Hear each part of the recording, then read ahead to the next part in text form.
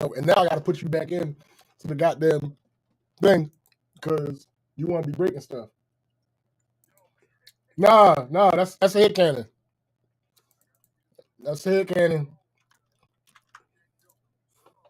In the little space of time that we was talking, it went out. Yeah, you know what I'm saying? Like, I seen it. Twice. I seen it. What up, Sean? Morning out of tea, coffee, and hot chocolate. What? How you manage to be out of all of it? See, I can't see. That's crazy. He ain't gone to the market in quite some time, my friend. That's what's happening over there. That's what's happening. Goodness. So shit is ass. Yeah. So explain to the people what's going on. Okay, so this is what's happening, folks. What up, Betty? For the last few months, right? My internet has been spotty at best. Devious. Right? Like it's a diabolical thing that's happening over here. I rarely have this issue. But overcast days, for whatever reason. So that's why one of the reasons you can't see me is because I'm using my phone and I'm trying to set up the power on here so that what up, Gia? It doesn't run out of juice while we're in here. Because apparently back to that era where it's like tech shit all the time. Like we back there. We back there until I can figure out what the hell is going on with my shit. So because we have to soldier through this shit. That's what the fuck we gonna do, right? That's what's happening. So I'm gonna act like I've been here before. Right? I'm gonna act like I've been here before. And this is how we gonna do it. Indeed. It's whack, it's ass, but it is what it is. It is what it is. You gotta make do with what we gotta do. We gotta do. Matter of fact, what I might do, since I don't really, now that I have my phone on this, really be in this spot, I'm going to change locations. Yeah. Yeah, because listen, it ain't like my damn computer's gonna be any good to me. Yo, can't even look shit up. Fab says, so you saying we need to find variant Batman, Thomas Wayne, and blackmail Cyborg to get you some better Wi-Fi? Yo, don't tell me you cut out again. He cut out again. It's a whole thing. It's a whole thing. I guess I think what he was saying is that he's moving to a different location so that he can have a better signal because where his workstation is in the basement. We good? I can hear you. Hold up, I gotta put you back in back into the show. I mean, it is what it is, my guy. Yeah. All right, yeah, we in here now. We in shit. Yeah. I'll probably get my order. That might help. Bit. A little bit. Out of my face, cat. Yeah. It's not in their DNA. It's not what they specialize in. Apparently. But see, I told you before they lied to me about what cats specialize in. Yeah. They told me. They told you about goods. They said they don't care. They don't care what you do. Mind your business. They'll mind theirs. I've had cats all my life. I've never had that experience.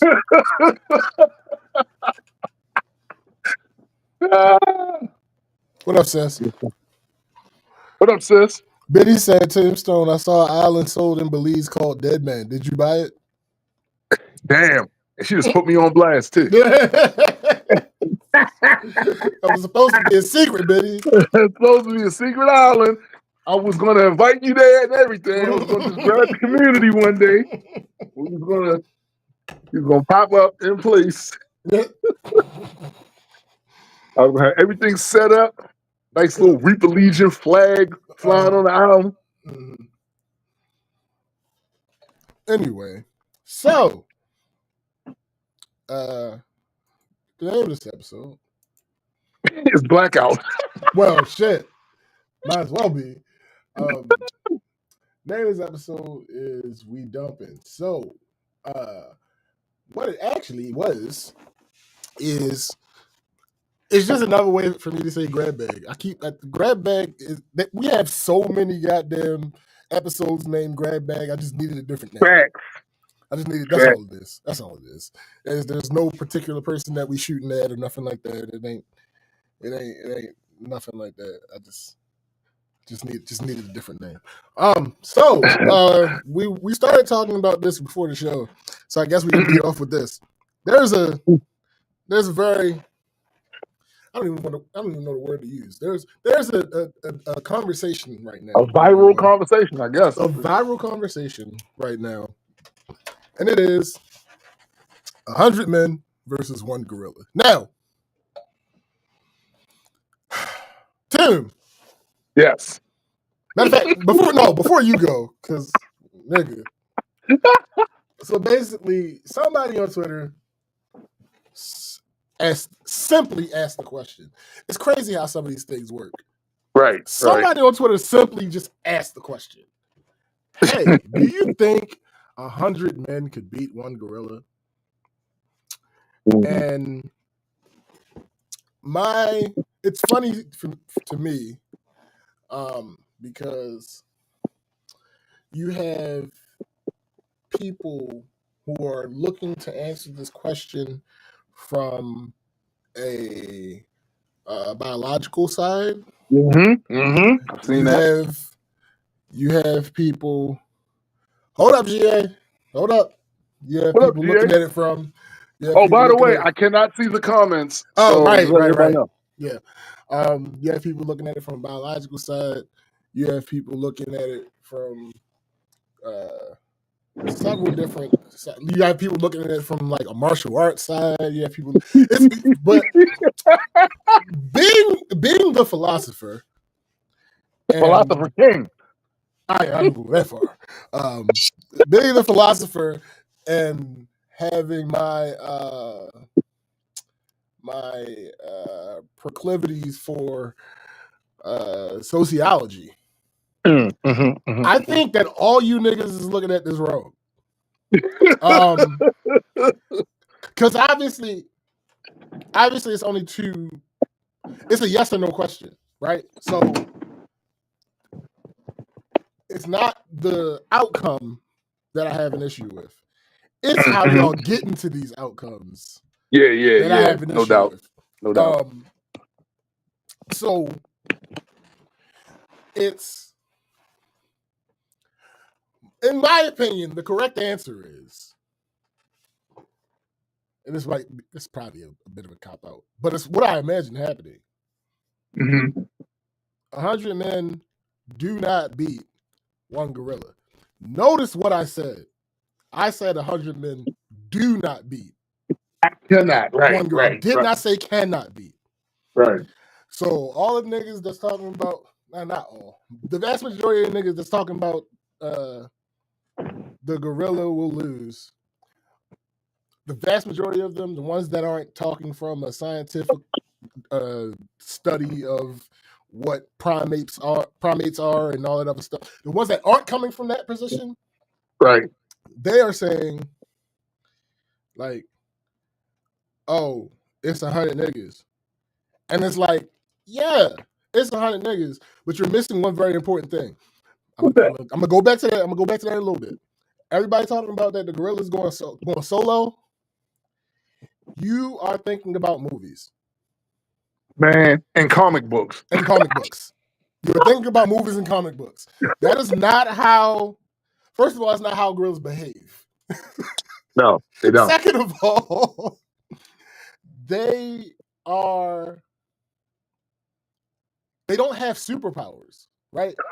They're just They're- much stronger than us. Yeah, they're like 5 to 10 times stronger than the average man. Right. They don't have superpowers. Can they? Now, that being said, I would not recommend any of you niggas walking up to a gorilla and deciding to try to find out who's the better man. I don't recommend it. Again, that's not to say that they have superpowers.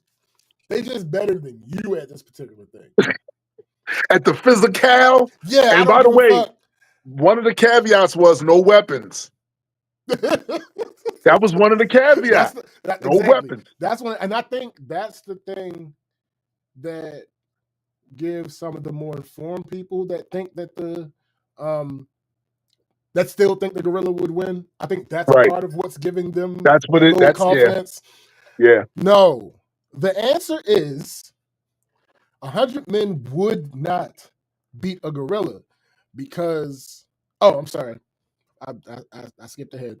So for the people speaking from scientific terms and thinking about how primates behave and all that other type stuff, but one of the things that lends itself to them being so much stronger than us is we are smarter than them.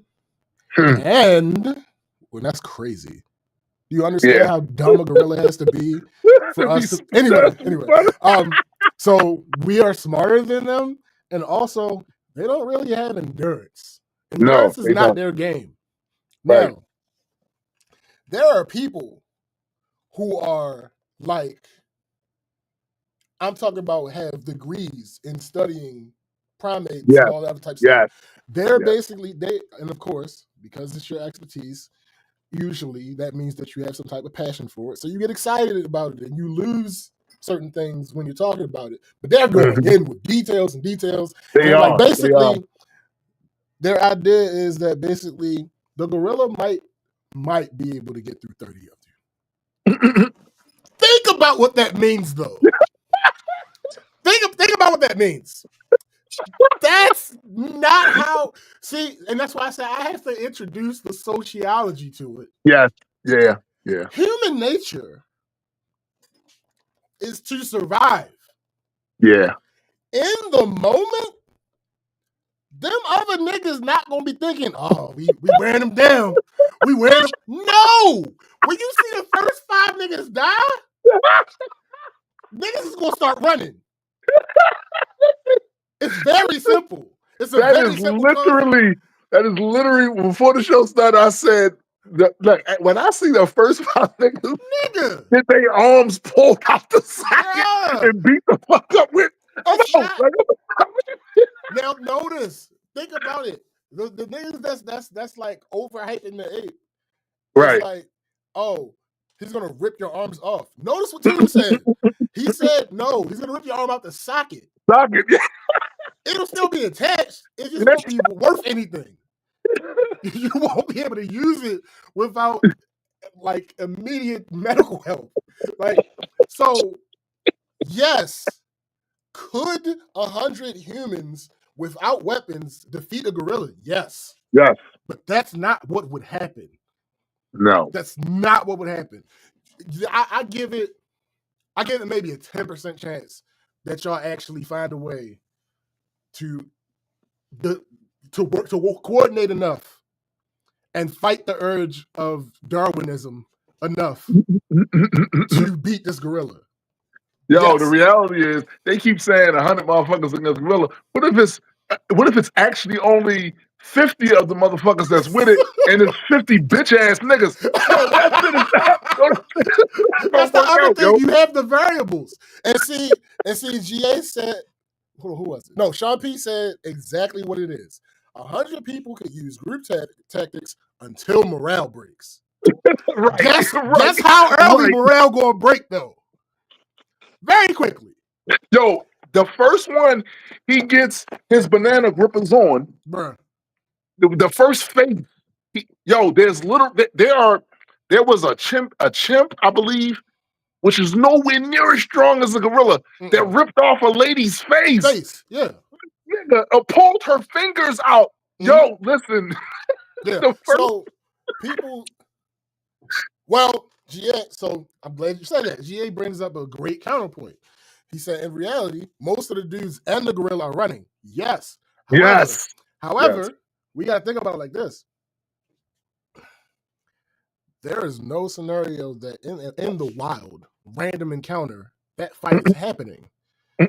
Unless the humans are literally trying to hunt the gorilla.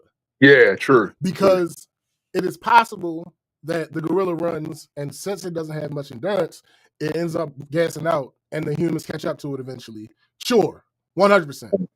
Right. But if you're putting a gorilla in a scenario where it's going to fight, that means it's likely in the zoo. Or someplace contained. Somewhere that is not its natural habitat. I was about to say, if it's in its natural habitat, 100 niggas going through the jungle, it's going to know. Yeah. And it's going to stay away. It's like, nah, I'm not fucking with them. Because they're not confrontational. No. They're not confrontational. If it's cornered, exactly, sis. If it's cornered or inside of an enclosure, it's going to go for what it knows. And again, I've seen several scientists who have degrees in this shit. They vary in range between like 20 and 40 that the gorilla is going to deal with before it gasses out. Before it gas. 20 and 40? No. Yo, so think about that. But think about that. That's 20 or 40 physical encounters. Yeah. The psychological damage that happens to the other ones that it didn't happen to. But the other problem with this too is I think a lot of people are mistaking gorillas for the Hulk. That's what it is, bro. They're seeing they're saying gorilla, but they're thinking the Hulk. Oh shit, could 100 men beat the Hulk? Or King Kong? No. Or King Kong? No, they could not. And people are doing the juxtaposition of that, and that they see. Basically, the gorilla doing the two-hand Sonic clap shit. Right. They're seeing the gorilla flying the plane up the sky. Right. They seeing that, right? But no, these are real things. And like you said, they don't have superpowers. They're just very strong. They're stronger than you, me, and about 10 other motherfuckers. So a motherfucker that, listen, me by myself, I'm like 250, 6'1". Me by myself, I'll beat you till you shit down your leg. What do you think this 400-pound gorilla is going to do to you? Yo, a 425-pound gorilla that might be able to bench 1,700 pounds. Oh my God. Yo, listen. What the fuck do you think you will do? Let's not see, and this is the thing that bothers me about humans too. And I talked about this before we got on here. So you know these motherfuckers are endangered, and the first thing humans think about is fighting. Fuck that. Let me tell you something. How about 100 gorillas versus you? Let's do that. Let's do that. Humans are bullies, yo. Like humans are fucking bullies, yo. Like 100 gorillas versus you. Right. What you gonna do? What you gonna do? Literally. You're going to evacuate your bowels. Because what are we talking about here? Like I said, I'm leaning closer to the people who say that the gorilla would win, but again, I'm sorry, that the humans would win. Yeah, if that's in best case scenario, yes, in the perfect conditions. However, realistically, given the human nature, I just don't see. If that gorilla starts doing something horrific to niggas, it's gonna be a lot of people. You know what? I can think of at least 50 things I could be doing better than this. Nigga, yo, it's one thing. Sis said, I don't think most of these folks have seen the damage a chimp can inflict, let alone a gorilla. Facts. That's what I think. That's exactly it. I think people just often misunderstand the concept of seeing something happen when you're separated with a piece of glass and some plastic and some metal. Yeah.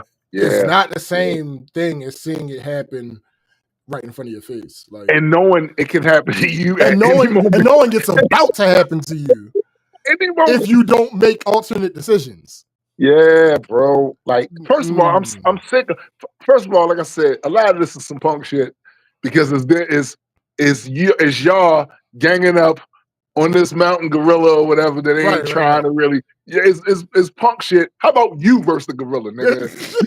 Just you versus y'all gotta throw what if we put 1,000 people against a gorilla? Come on, man. Like just you against a silverback. Let's see how that works out. No weapons. Nigga. Let's see how that work out. Ain't no way. Ain't no way in the world. Now, I feel like the scientists that were explaining this, they were explaining it with less ego. They were just strictly trying to be fact driven. Yeah. Some of these niggas with these egos. No. I know. Y'all going a little hard. Y'all. Especially since you're saying 100 people. Yeah, but it's not. It's not though. I promise you, it's not. It's not really 100 people. Yo, 100 people might clock in. At best, it's 10 because once it takes out the 20 or 40, I just don't know. Yeah, yo, like niggas is running, yo. You can't. You can't show them grace. There's no grace you can show. If we want to be charitable and say the average weight of the nigga that you sending is like 170, right? Yeah, something like that. Probably. That means he can throw 10 of y'all at the same time. That's what that means. That's what that means. He can throw 10 of y'all at the same time. He can throw a tenth of your forces. And he can bear hug the shit out. Nigga. You know how long their wingspan is? Do you understand how close you have to get in order to actually? Never mind. Here's another issue that I think that's happening too with the motherfuckers on the eagle side. First of all, y'all humans are bugging. The eagle that you have, let me remind you, you're talking about jumping a relatively peaceful creature. Right. So stop acting like you tough. The second thing is too many people underestimate their ability to fight. Oh, yeah. I see it all the time. If you watch battle rap, you see it. Like some of y'all overestimate your ability to actually scrap. And what I'm saying to you is, if in a scenario where there's no weapons, you're gonna punch him in his head. You're gonna knee him. How to get through that hide? I'm gonna throw a punch at him. I'm gonna give him a combo. Is that what you gonna do, yo? Is it? Is that now? Who was the last nigga you knocked out? I mean, seriously, knocked out cold cock. If you ain't knocking out no human with them petty paws, what you gonna do against the skull of a gorilla? Right, nigga. GA said, can we time travel and say 100 gladiators? Nigga. Better. That's much better. No, that's better. But then again, I don't know how much better it is. Because if we going back in time, Listen. They used to fight. They used to have them fighting animals in the Coliseum. Absolutely. You know? But they had weapons. Sure.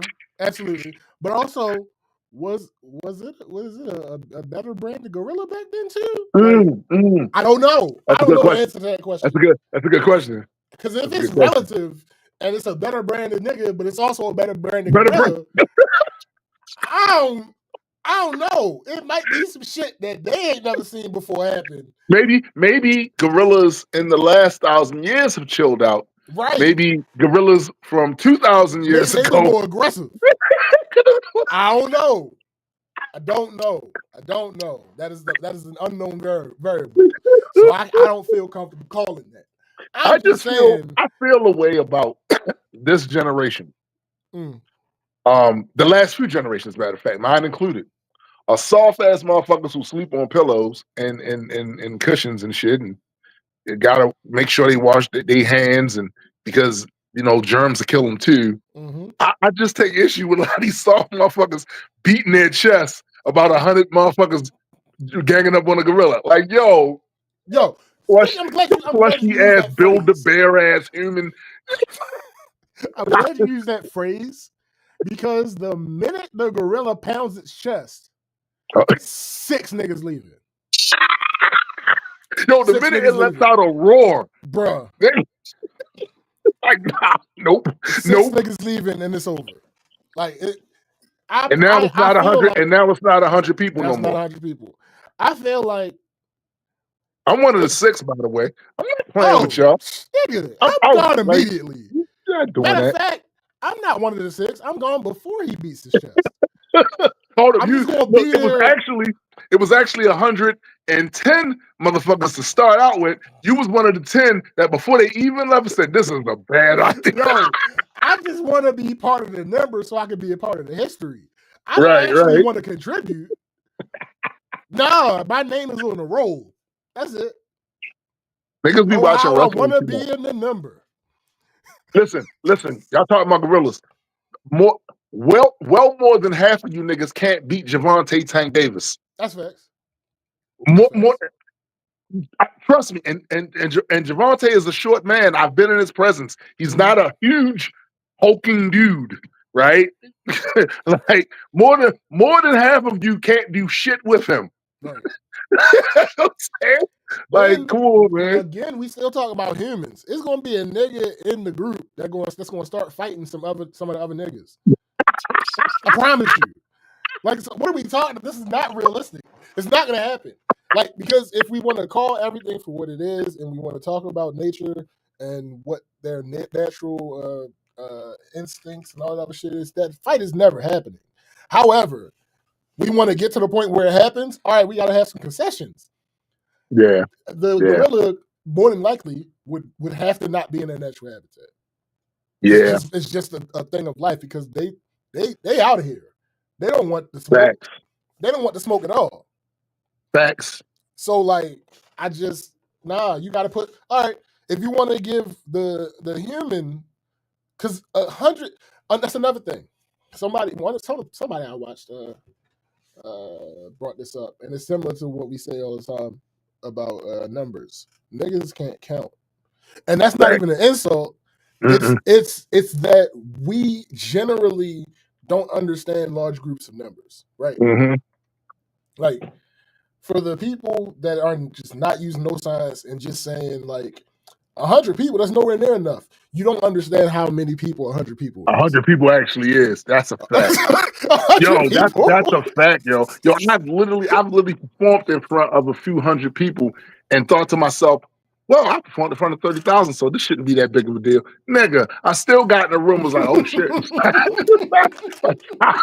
Finding motherfuckers in there. Like, That's a fact. No, That's 100 people is a lot of people. But also, before I started seeing the primatologists talk about these things, my original thought was 100 people could. Have you ever seen somebody get jumped? Do you understand that the niggas don't all be hitting the nigga?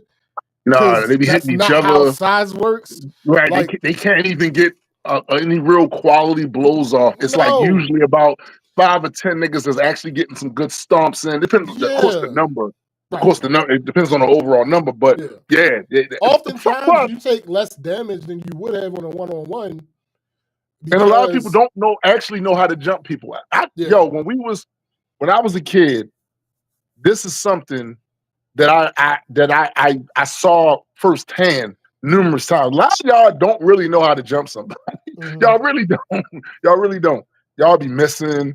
And it's usually, if it's 5 of y'all, it's probably about 2 or 3 that's getting some shit off.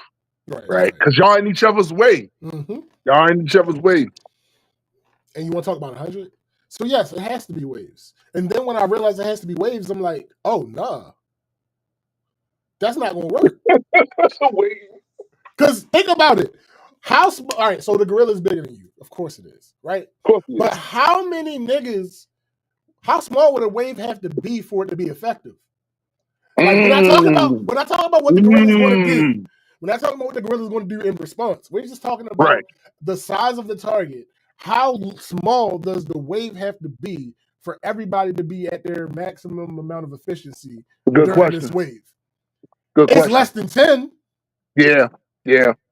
And y'all not about to beat a gorilla.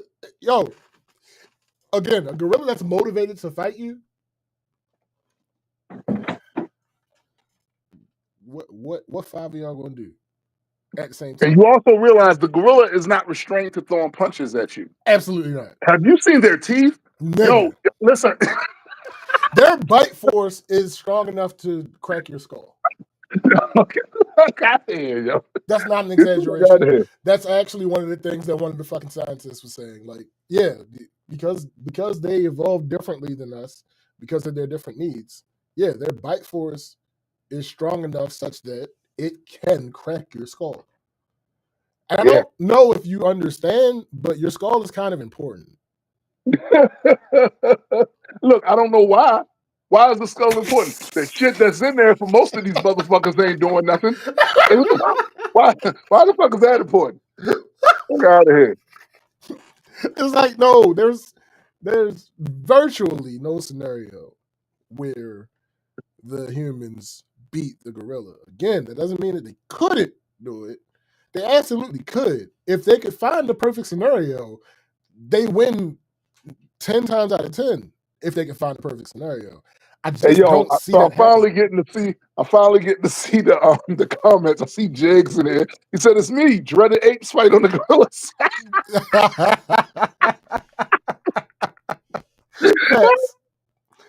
Facts. Like, I just, and I understand the people. Like, I'm not mad at the people that are looking at this strictly scientifically. You're Me still either. wrong. You're still wrong. But Yeah, because you're not factoring. They're not factoring the sociology of it, which is also a science. Which is also a science, actually, right? Yeah, like you're not really factoring that in. Listen, the reality is simply this: some of you niggas gonna be game enough because it's a lot of you guys that y'all need the adrenaline boost of saying that you did something that nobody else did. But a lot of y'all is a bunch of bitch ass niggas, and you are not. The moment the blood starts, the moment he bites into somebody's skull like a grapefruit, a lot of you dudes is running. Y'all not standing up. Y'all not. It's not going to end up 100. There's a telltale phrase that stands to be true. I ain't never seen it enacted and not work. Hit the big nigga first, make the rest sit down. Right. If he take care of 10 of y'all off rip, yo, if he dust off 10 of y'all real quick, and then because we want this to be mythical and fantastical, and then he hop back and do the little Bruce Lee joint. What? Yo, but look, here's the thing. All of it's this is the thing that bothers me too about the discussion, right? Because all of it's mythological. I see people will use this whole thing about, well, gorillas aren't they don't have that nature or doing that, so this couldn't. Hey, I don't seem to understand. If you're going to use that for this, because people are clearly having fun with it. Yeah. If you're going to use that for this, you also have to use for this that this scenario would never happen. Correct. Because of the fact that in nature, y'all motherfuckers don't. First of all, humans have forgotten how to walk through jungles. At least humans that come from Western civilizations have forgotten how to walk through jungles. The moment 100 city slickers walk their ass through a jungle, every animal for miles is going to know that it's 100 humans over this motherfucker, right? Yes. They're gonna stay clear. The ones of them that ain't with that, they're gonna stay clear. Matter of fact, even the ones of them that are with that are gonna stay clear. They're gonna stay clear. So there's a lot of reasons why this would never happen. Yeah. So when I see people, try to use that only to disadvantage the gorilla, they want to use reality only to disadvantage the gorilla. Right. You know what I'm saying? Like, no, so you're not going to apply reality to us. Only to the gorilla. Right. Okay. The reality is, a lot of y'all soft. A toothache could take more than half of the population down. Facts. You know what I'm saying? Like, y'all not going to be really with it, and that gorilla is going to be fighting for his motherfucking life. By the way, just so we're clear, humans have already won this fight because these motherfuckers are endangered. Yeah, facts. Well, hold up. Not this fight. They use weapons. That's the other unrealistic thing about this. That's the other unrealistic thing about this. 100 Right. niggas with zero weapons. Y'all can't fight, yo. And I don't care what they listen. I've seen it too much. Y'all talk that shit. Y'all talk it good. I seen it with battle rap, yo. I seen it with battle rap. I seen some dudes You that they sound talk good and you look well, good bro. saying it.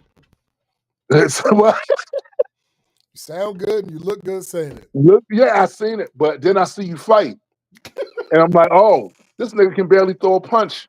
This nigga can barely. He don't even know how to hold his gut. Oh, so you got to also factor in some of that 100 that can't scrap, who overestimate their ability to scrap. And again, I say to you this: if you ain't knocking a human out on a regular, what you gonna do with a gorilla? I want to know physically. What are you gonna do? No weapons, physically. You gonna hit him with an elbow shot? You gonna try to Physically, kick what you him in his gonna nut? do? What are you gonna do? I got the answer, nigga. Run. Right. That's the physical. That's the Physically, physical what you thing. gonna do is run. You gonna dipset. There's no fucking way in the world. I don't know that you can find. All right. Another way to look at it like this. I don't know if you can find 100 humans, even with over 8 billion humans in the earth. Agreed. No, I agree with this. I don't know if you can find 100 humans that will simultaneously be willing to bare knuckle fight a gorilla, be able to coexist in this group of 100 people. They're have nuts. the conditioning and the physical attributes to be able to reliably contribute, Right. and have the mindset and resolve to deal with watching this motherfucker get his teeth pushed down his throat. Right. I don't know if you can find 100 human beings with all 4 of those qualities. I don't know. Listen, I know it's 8 billion of us, but you got to remember that a large percentage of us is pussy. I'm just saying, look, we can dance around it all we want, but a large portion of us are pampered. We have come from environments that are built around comfort and protection from harm. And a lot of y'all just don't. I don't think so. Relatively, I don't think so. We soft as baby shit. Yeah, facts, facts. Our bones break easy too, and I'm telling you now, like yo, some of y'all then broke your ankle from stepping off of a curb the wrong way. Like I don't know, and a lot of y'all not in the gym. Like yo, listen, Now, I'm just saying, 100 random you rolled humans. your ankle from just your body weight. Now Facts. you got a 400-pound gorilla that's dancing on your cranium. No, nigga, we overestimate ourselves way too much. I think we do, bro. Like, look, don't get it twisted. Humans are the most dangerous animal on this planet. That's because of tools. Dude, Fab said, I'm hitting Grog with the Johnny Cage nut punch and smiling as I know I just forfeited my life. That's a point that a lot of people will bring it up to. That scale-wise, no, but we share a lot of the same physiology. Sure. Absolutely. We got to get to those points. Yeah, man. The wingspan is the wingspan, my guy. And in order for this to happen, they have to be ready to engage. If they're ready to engage, you're not just easily getting inside of their body. And again, even if you do, remember what we're saying here. We're saying no weapon. So there's no stabby stab. Right. There's no clubby club. There's no gun. There's none of that. It's you and those pathetic paws that you have on the ends of your arm that many of you do not use on a regular basis at all for anything that's violent. Y'all have a pencil. You might write your name. You eat your food. You wipe your ass. But what you're not most of the time doing, taking a poke at a motherfucker. That most of y'all not doing that. And listen, I'm just saying, even if you can get it on the inside, what you gonna hit him with a combo? I want to know what you niggas plan. I want to know what you niggas plan to do. Seriously, once you get in there, all right, you made it past the wingspan. Now you in there, but guess what? you close to him too. Nigga, Right? I was about to say, you make it past the wingspan, he's just gonna show you how much he love you. That's it. You make it past the Listen, wingspan, he's just gonna show you how much he love you. yo, what happens when you swing that perfect punch, the punch that you've trained your whole life in a boxing gym to knock somebody out, and he catches it in his big hand. Oof. What happens then? Like, what's the follow-up, sir? What's plan B? The What's follow-up is a broken wrist. Because he's not gonna let go until he does something. No, he's gonna. You remember what the Hulk did to Loki? Nigga. Poof, poof, poof, poof, poof. Let's call God. a spade a spade. Humans are apes. Yes. And here's the thing. Hold on. When- Humans are great. This is a great joke. I'm sorry, I had to. Humans are apes. Gorillas are greater apes. Great. Listen, you ain't ape enough, my guy. You personally, I'm not talking about your 99 friends. You personally are not ape enough to do that to that thing right there. So again, it's like SPJ said, right? It's like SPJ said, if we're talking about the reality of how squeamish some of you motherfuckers are, yeah, I just don't. It's never going to be 100 that's in there in that full fight. And again, my question is, with no weapons, I understand you practice MMA. Y'all gonna do some MMA shit. Like, what are you gonna do? What are you gonna do? That works. You think you're gonna put him in an arm bar? You think you're gonna put a mountain gorilla in an arm bar? His arm is as wide as your waist. You gonna put him in an arm bar? He don't have the strength to just lift you to the heavens, to the upper room, like instantly. Oof. Other humans get out of arm bars by lifting people off the ground, deadlifting them. The fuck you think the gorilla gonna do? Yo, his not even gonna be a deadlift. He just gonna lift you to your dead. Like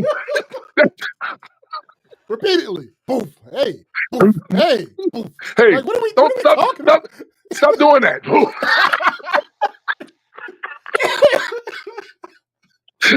And meanwhile, while that's happening to you, all them other guys that when y'all was drinking in the bar the night before thinking this was a good idea, a lot of them niggas are going to depart. That niggas so you're going to depart. You're going to be dearly departed.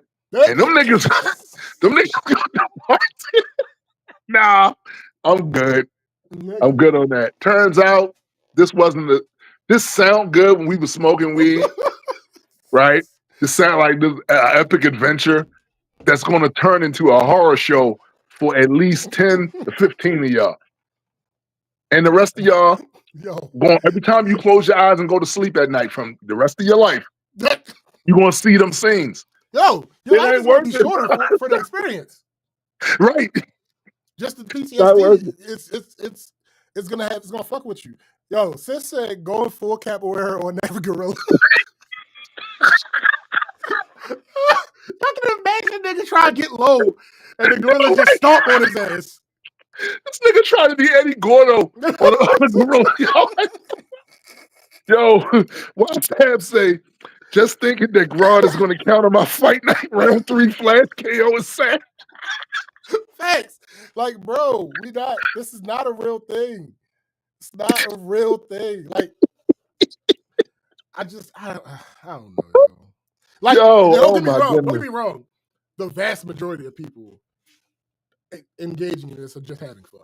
Like, the vast majority. Of course. So, but these motherfuckers, that's like, I ain't calling them out because I didn't have the time to go back and forth with them. But like, it was a couple people on my timeline that's like, nigga, ain't no way 100 people. It's a gorilla. That's not how that works, sir. That's not how that works. 100 is a big number. Yo, 100 people, bro. You remember when you think about your bills. You think about your bills. You think about things that you might buy for leisure that you really, really, really like and want. So 100 in that case, if you're gainfully employed, 100 ain't that big of a number. No, that's talking true. about human beings. We're talking about. So hold on. So let me help people figure this out, right? So in a lot of urban centers, especially when I was going to school, the classrooms were too big. It was too many people in there for the teachers to actually adequately control the classroom and make sure that the majority or a good number percentage of the kids in there actually got the full attention they deserve in order for them to learn. Now imagine when you was that kid and the Yo, teacher said, go up to the blackboard and do this. And you get up out your seat and you walk up there and you turn around and you look at the class. That's 30 or so people. facts. And it's fuck. Facts. I'm standing in front of the class and there's 30 motherfuckers looking at me. Now, 3 times that. Yeah, listen, that's a lot of people. It's a lot of people. Yo, all right, hold up. I gotta read this chain of comments real quick. All right. Since that people have trouble fending off a cat. See the ER stories. Facts. Because what are we talking about here? Yo, they banned T'Challa from from one of the pet hospitals because when they went in there to do simple shit to him, he wigged out and fucked up a couple of the assistants. Chaos got banned from PetSmart. Like, come on, bro. So then Big Mike says, I know me. I'm looking down. I'm not showing my teeth. In fighting language, the fight you always win is the one you don't start. You don't start. Facts. Facts. GA said, yo, I'm actually high and cooking up winning scenarios over here. All my plans need at least a good bit of heavy duty chains. I can see it. Facts, bro, because there's no way. Again, unless we're just talking about pure, the only way to get this scenario out of the realm of just pure animal cruelty is to have an even playing field. The even playing field would be the gorilla not in their natural habitat. Right. And they actually want to fight these motherfuckers, whether it's for whatever reason, the most realistic one being survival. True. I'm cornered. It's either me or y'all. I can't escape. I can't retreat. Right. All right. Come on. Right. That's the most realistic scenario that we could actually get this to actually happen. And listen, when they say animal cruelty, when they say that, you know, it'll get tired. What I would simply say to people is that, again, if it's in a survival situation, and it say that first wave come, and it mashes 10 of you niggas off break mashes you niggas, it can rest in the fetal position while your weak, clawless hands do what you do to his heavy hide, get his breath, then come up out of that. Yo, fuck even that. It can rest in the fetal position while y'all niggas sitting there awestruck trying to rewrite the plan and determine who's supposed to actually go next. Like, I know I said I was in the second wave, but you know, the second wave is really, we should be reserved for like the fourth wave or something like that. Like, what are you talking about? Yo, while y'all niggas up there applying first aid and trying to get tourniquets and shit like that on motherfuckers, he's resting. He's getting his wind back. It's not a good prospect. It's not a good prospect. The humans would not win. Again, could they? Absolutely. Yes. 100%. They could win. All of the things that most of the people with any bit of knowledge are saying in favor of the humans is correct. Right. You're just forgetting about simple human nature. Yeah. Simple human nature. And here's the other thing too, bro. Like one lady that I saw, and she's an expert in the field. What I gathered from what she was saying and her reasoning for even engaging in this is she felt like this is, you know, a great moment to engage on this conversation and then talk about the plight of the mountain gorilla, right? And that's what she was doing. So she engaged it, you know, like, yeah, you know, because they're saying that like this conversation about these things is rarely had, right?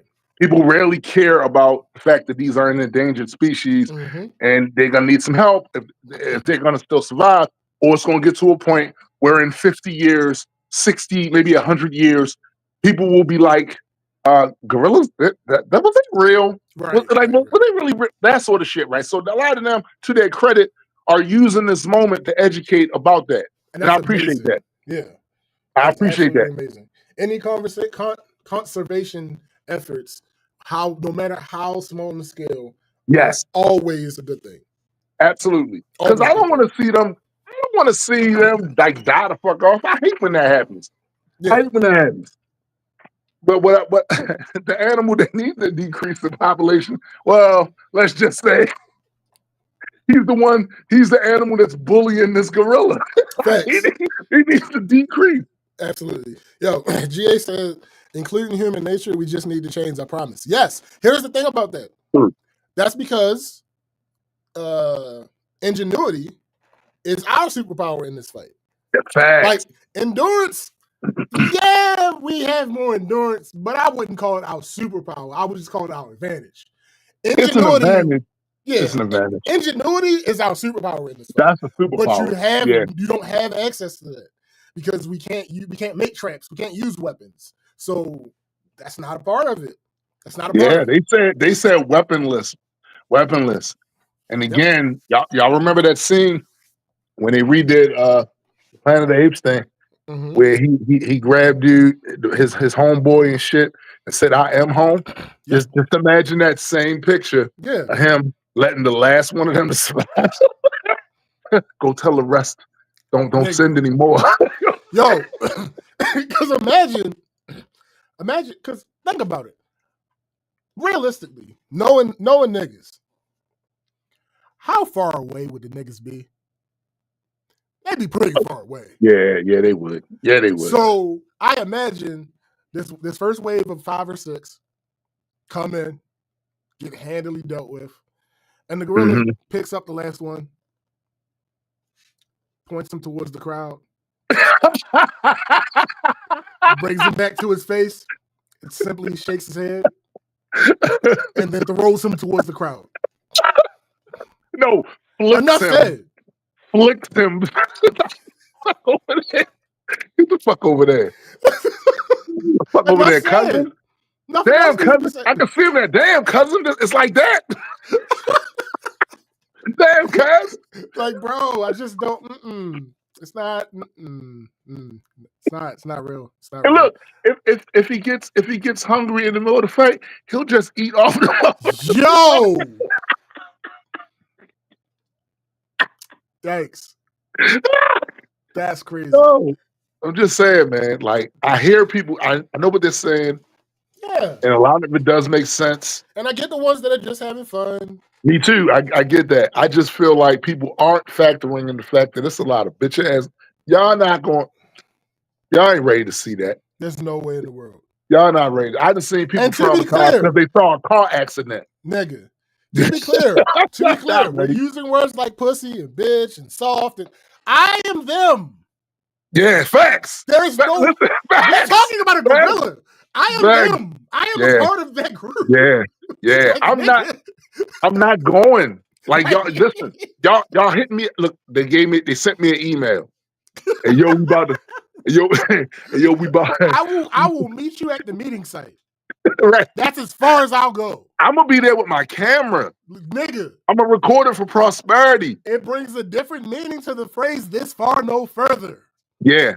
I'm here. All right, let's go.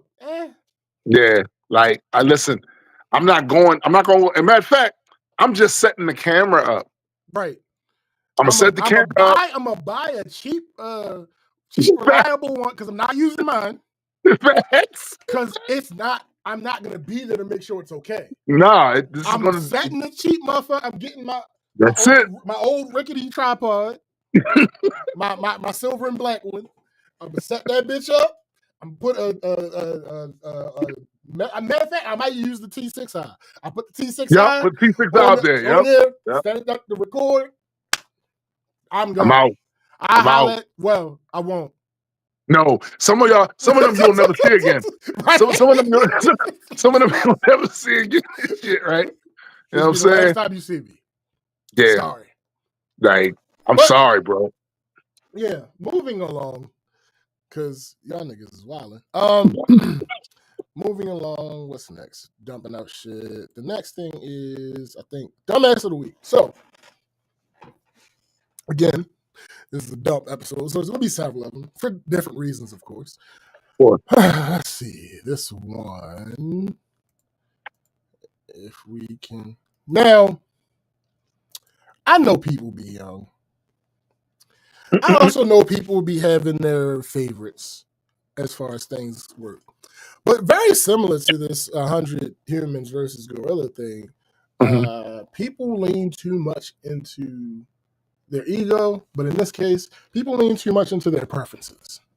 Yeah. Your preferences are, I would say 9 times out of 10, whenever I hear a person use the word preference in the right context, 9 times out of 10, it's understandable. Until you start going overboard. Right. No matter how much you like something, that does not change the objective reality of it, right? Sure. So, okay, last comment on this because I absolutely have to read this. Sis said, I think the real thought experiment is how many men out of the 100 will survive fighting one gorilla. Facts. Yeah, I like that better. I like that much better. The answer should be around 70 because them niggas should be gone. I'm gonna get Yeah, Molly the rest of them niggas should be gone. 70 gonna run. Yeah. So this motherfucker, so they quote tweeted this picture. It's a picture of Michael Jackson. Damn, I wish see, if I knew more about Taylor Swift, I would make this joke, but I can't because I don't really know shit about her. I don't know her middle name. I was gonna say all 4 of their middle names, but I don't know her middle name, and I don't want to leave her out. But anyway, it's a picture of Michael Jackson, Drake, Taylor Swift, and Beyonce. And the caption of that post says, "Delete one artist forever." Right? So, this person, this dumbass, young ass, I'm assuming they're young. They have to either be young or super dumb. It's one of the two. They say it could be both. Well, absolutely. That's very, very true. It says delete one artist forever. They retweeted with the comment. 2 of these artists could disappear out of thin air and absolutely nothing about the music industry would change. Okay, listen. That's a lie. That's just not how things work. Come on, bro. That's a lie. Just not how. Okay, she's not young. I don't think. I think she's just dumb. Because her follow-up comment is, and I'm not talking about the he nigga or the honey blonde one. But wait, okay, no, you're just dumb. So let me let me tell people. Yeah, if you're listening, you already know this, but just to say it. You not liking something has no bearing on the impact has had on their field. It's really that simple. You cannot like the impact. No, absolutely. But you can't say that it didn't stop it. Absolutely. 100%. We're not making this argument. I would troll and agree with them if they said one artist because I would make the joke that they're talking about Drake, obviously. It still would be false, but I would at least go along with the troll. But 2, there's no way you can get rid of. Again, there's no way you can get rid of one of these and nothing change. But you can't possibly get rid of 2 of these. Again, regardless of whether you like them or not, it has nothing to do with that. 4 individuals are icons. It's just simply how it works. And also, the impact is the impact. This has always been my issue with motherfuckers who start caring too much about everything, but whether or not they like the music. Y'all obviously don't know much about the industry. You don't know how a certain artist having a certain amount of impact, selling a certain amount of records, spawning people who either sound just like them or are clearly inspired by them. These are clear things that you can actually quantify to have impact. Even the way contracts are set up going forward from what the precedent these motherfuckers did. Like the idea that you could say those 4 people wouldn't have, if they disappeared or never existed, wouldn't have any impact is laughable, and it shows that you don't know much about the industry and what happens. Yeah, clearly. And then you have some people who I guess I didn't read the comments before now. Mm. Yikes. Of course, some Drake stands hopped on. Ugh, I hate it here. I hate it here. It's, Somebody comments, nearly every person who pretends to hate Drake has his music on their phone. LMAO. no, I really don't. I really don't. Like y'all. I swear I can't. This is what I can't stand. Y'all be making these sweeping generalizations and shit. Like you realize that there are 8 billion people on the planet. Unless until you have sold 8 billion copies of some shit, I want you to shut the fuck up about how everybody is into. No, everybody's not. Of course, is there a lot of people? Sure, 100%. Yeah. 100%. But to say everybody, like, I learned this with YouTube, right? Mm-hmm. So there are motherfuckers that do genres on YouTube that I have zero interest in and don't understand why anybody would waste the time, in my mind, to engage in this. And these motherfuckers have billions of cumulative, Stop it, of man. cumulative reviews and subscribers. Yeah, lost. It's just a Twitter thread. It's nothing to be taken seriously. Nothing. Somebody commented.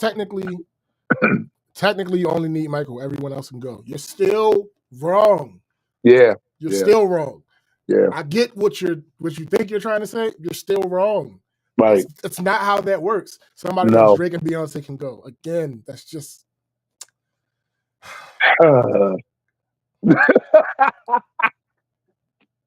Yo, the level of dumb fuckery is high. Like, I just, it's. All right. Anyway, let me see what's the next one. I think screenshot. It was a scam call that I got. This is it's pathetic at this point. So I had luck. The good thing that came out of this is I was able to give my mother a laugh. So I guess that's something. So I get a phone call from a private number. I am the wrong person to call from a private number. I don't even answer numbers that aren't saved in my phone. Me either. Let alone a number that pops up and it just says private number. Yeah, I don't answer that. Yeah, why would I answer that? It doesn't make any sense. Anyway, so I get the phone call. I reject it. They call right back. I reject it. They call right back. I reject it. 10 minutes later, I get a text from my mom. No, I get a phone call from my mother. Mm-hmm. She calls me. I answer the phone. Like, hey, what's up? She's like, hey, are you waiting for some type of package or something? I said, oh, shit. Not that I know of. She said, yeah, I kind of figured that. I got a call from a private number, and they were saying that they were trying to get your address and blah, blah, blah. People blah, blah. are ass, yo. So she was like, yeah, I didn't give them anything because clearly that's a scam. I said, yep, clearly it is. And as I'm on the phone with her, because my phone transcribes voicemails. As I'm on the phone with her, the transcription is complete. So I pull it up and I read it to her. Good morning, Mr. Nintendo for James Davis. My name is Michelle Taylor, contacting you in reference to your complaints that has been forwarded to my office. James, we do have some questions regarding yourself as well as property located on Yale Avenue to address these concerns and to discuss the pending action being filed against you, James. What? You will need. Yo, they be trying it, yo. You will need to call 888-805-8159, referencing your file number 1102-875. Failure to contact the firm before the closed business day today will leave the firm no other choice but to. I don't know what this is supposed to say. It doesn't. It's no way they said this. Not compliance on your behalf and to proceed with the pending action without your consent. Please be advised this call is being locked and spend it down as proof James No, Davis has been God. notified of the possible pending action being filed against you. What are you talking about? Yo, Facts, they Cindy. Like, be trying to what do. are we doing here? What are we doing here? You're wilding. You're super wilding. And it's cool, but it's not. It's annoying. Yeah, right. right. Let me see. I think I read this one on here. Oh no, I absolutely read this one. All right. Let me see this other one. Hey, Cindy, I'm just saying your comment. She said, my friend's mom stupidly paid $1,000 for a supposed job and then got told that her pay was stuck in crypto and she needed to get another $2K and wire it. Thankfully, the Why would her pay be stuck in crypto? Why? Thankfully, the employee at the bank stopped her. That's crazy. That is absolutely crazy. Fam said, when I'm bored, I call them back and call them all the bitches in the world. That's hilarious. Yo, you know what? That's a sound tactic. And listen, I've been with him. No. Nigga, I've been with him when he's answered some of these phone calls. This is not a lie. This is not a joke. It's not an exaggeration. He's not trolling. This isn't for comedic effect. It's actually what happens. It's quite hilarious. Let me see. Oh yeah, Tim, are you on live chat or top chat? I just turned the top chat. That's why I saw Cindy's comment. Yo, they stay keeping Cindy's comment out of top chat. All right, so another thing that happened that has been pissing me off, because what the fuck is wrong with y'all? Everything. I mean, sure. Is Beyonce's youngest daughter, I believe. I think they only got 3 kids. But how can he keep track? Yeah, Beyonce's youngest daughter has recently been joining her on stage for performance. And it's I don't understand how a person can view this any other way. To me, it is one of the cutest, most wholesome things you could ever see in your life. Like, what is so? I'm going to just read this. This is going to be a social revolution of how people think and behave around topics such as these. So someone makes the post and says, it's titled Rumi Carter, which is her name. This is why we can't have nice things. This person says, I'm so tired of people online diagnosing a child as being on the spectrum based on one video. Just a couple of days ago, everything was fine. How quickly we turn on people. Have y'all never spent time with kids? Do you not realize how overwhelming and exciting bright lights and loud noise can be for the average 5-year-old? People, yeah. What's especially frustrating is that it's mostly Black women pushing this narrative. And once we open that door, every other group jumps in with their takes. Did we learn nothing from Blue Ivy? Some of y'all really hate your own Black features and project that onto Beyonce's kids. So this is what happened in the video. So that's what I thought, Biddy. Nah, fam, they got Blue Ivy and then they have a set of twins. So this is what happened in the video. So they were singing the song that Rumi is on. Like, she features on one of the songs. So they're doing that song. And obviously she has choreography. Some backstory behind it is she asked could she perform on stage with them. And allegedly, Blue was like, because there's this whole joke, and I don't know how much of a joke it is because it's very convincing, that Blue Ivy is like, she went from being like this, imagine she's only like 14, but she went from being this like super green, super nervous, deer in the headlights kid, just wanting to participate, to like, basically she inherited the spirit of her grandmother, and now she's like the super manager type, get this shit right type person, right? So like, when anything goes wrong with any of Beyonce's performances, if Blue is around, you just look at her face and you can tell like she's pissed, like somebody's about to get an earful. Again, she's only 14, but it doesn't matter because basically she started coming on stage with Beyonce, and in the beginning, she was, and I can't stress this enough, a child. Yes. And Yes. she was not a perfect performer. Of course not. She's a child. So she saw, and people started going ham on her. Again, a child, which I can't wrap my head around this concept. But anyway, they started going ham on her. I can, because people are trash. No, that's absolutely true. They went ham, and she got wind of the comments. And you know what she did?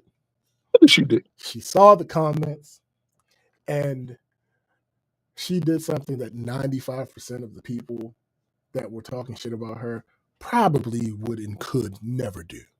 She looked at the comments, and she saw that shit as fuel, and she damn near perfected her craft in very short order. Like that, like she is a star now. She's undeniably, when she is on the stage with her mother, oftentimes killing it. She steals the show oftentimes. Like, it's not even like, you know what they say in Hollywood, right? They say don't do movies with animals. Facts, because they gonna steal the show. They gonna steal the show. Well, no matter how they steal the show, they gonna steal the show. Yeah, nigga, she steals the show the right way. She got in that gym. She worked on that jump shot. Mm-hmm. She's a monster now. So, anyway, fast forward. Rumi was like, all right, well, I see you on stage. I see my big sister on stage. I have a song with you. I want to be on stage when you do my song. Beyonce was like, no. and eventually that no turned into a yes. Of course. So she went on stage. And it's funny because, like, I was recently just hearing discourse about, why don't we ever see the twins and blah blah this and blah blah that. Mind your fucking business. Like, yo, geez. Like they are children. Rumi and the twins are 5. They're 5. Like, what are we talking? Some of y'all are weird. Some of y'all are just so weird, yo. So fucking weird. So again, Rumi, somehow Beyonce was convinced. All right, cool, we can do this. So, of course, again, there's choreography. Of course. And in this first video, Rumi comes on stage. She's initially doing the choreography. But then it's like she catches a glimpse of the crowd at the same time that they're like realizing what's happening. And when they realize what's happening, they erupt. And when they erupt, she loses. She goes out of character. Of course she does. Of course she does. Of course. 5. Of course. She completely loses character, and she just starts smiling and waving at people. It's the cutest thing in the world. I don't understand. What up, McKenna? I don't understand how you can see this shit. Matter of fact, I'm gonna see if I can. Let me see if I can. Yo, first of all, how could you see that anything other than, oh, that's cute? Nigga. Some of y'all are just weird. Y'all a bunch of weirdos. I'm going to tell you how. I'm going to tell you what these motherfuckers are saying. And it's disgusting. Oh, we about to roast them though. Yeah, it's we about to top all manners of evil on their name. I'm trying to find one that doesn't have a bunch of commentary over it. So like, yeah, no, evil is a good word to use for it, because I just don't, like I said, I personally don't understand how you can watch this and have negative things to say. Yo, these are miserable people who don't change their socks and underwear on a fairly regular basis, yo. Like they're miserable. They're miserable. 100%. All right, I have it. Let me put it here and put it here, and then add it. I'm just going to add it over, I think.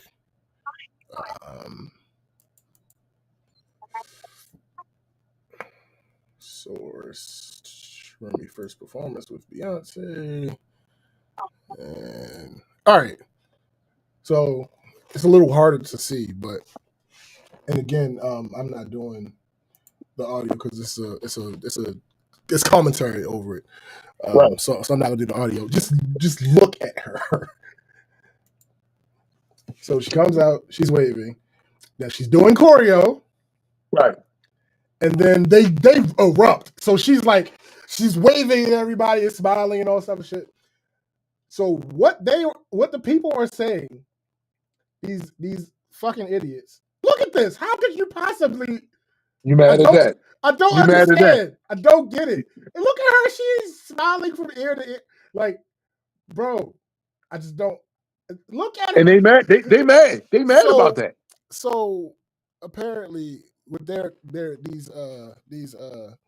these stay-at-home psychiatrists are saying that that's not her waving; she's cupping, which is a sign of autism. Oh my, seriously, like Yes, that's what we're doing. Oh yeah, I'm about to talk about y'all. That's what they're doing. I'm about to talk about y'all. First and foremost, so right.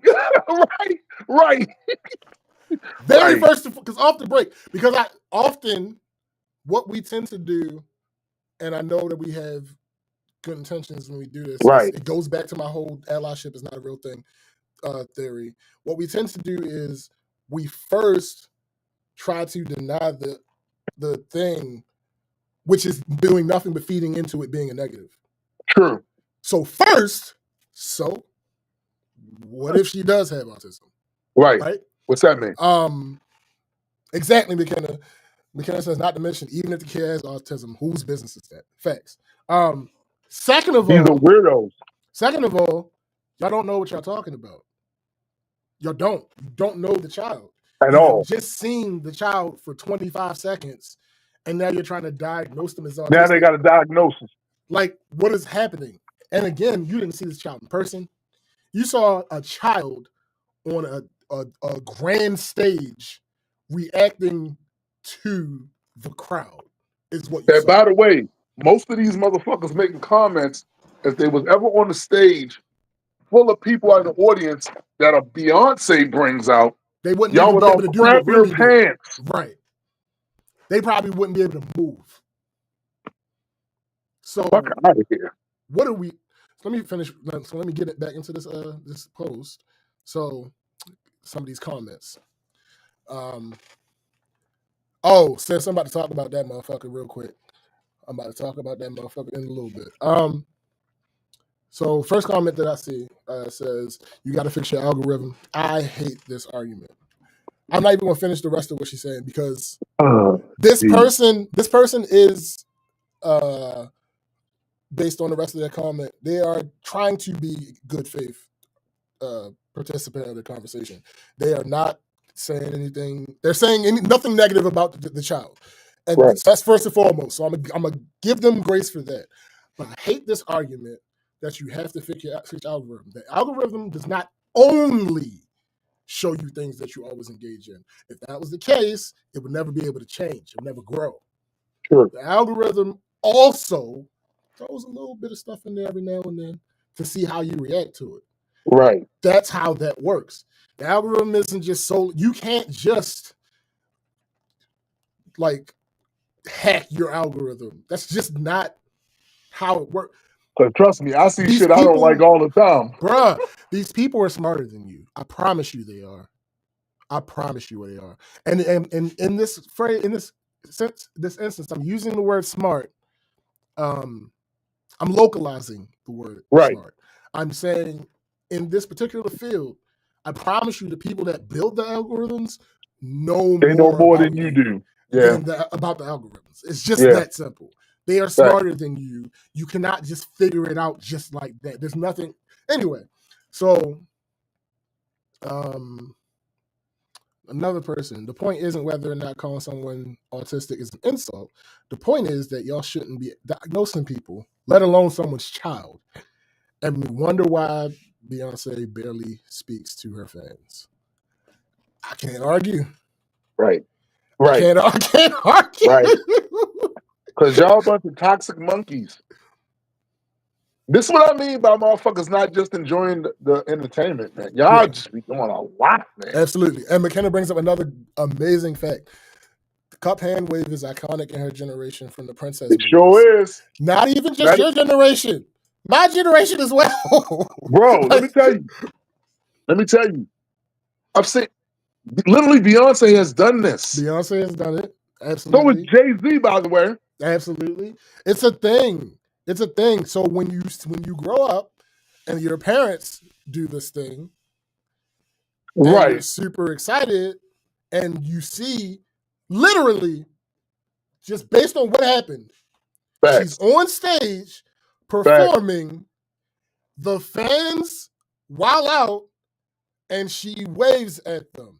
That's the literal exact thing that has led to Beyonce doing the cupped wave. Literally, Beyonce's on stage, she's performing, the crowd goes apeshit, she waves at, like, literally the same thing. So, yeah, like, what are we talking about here?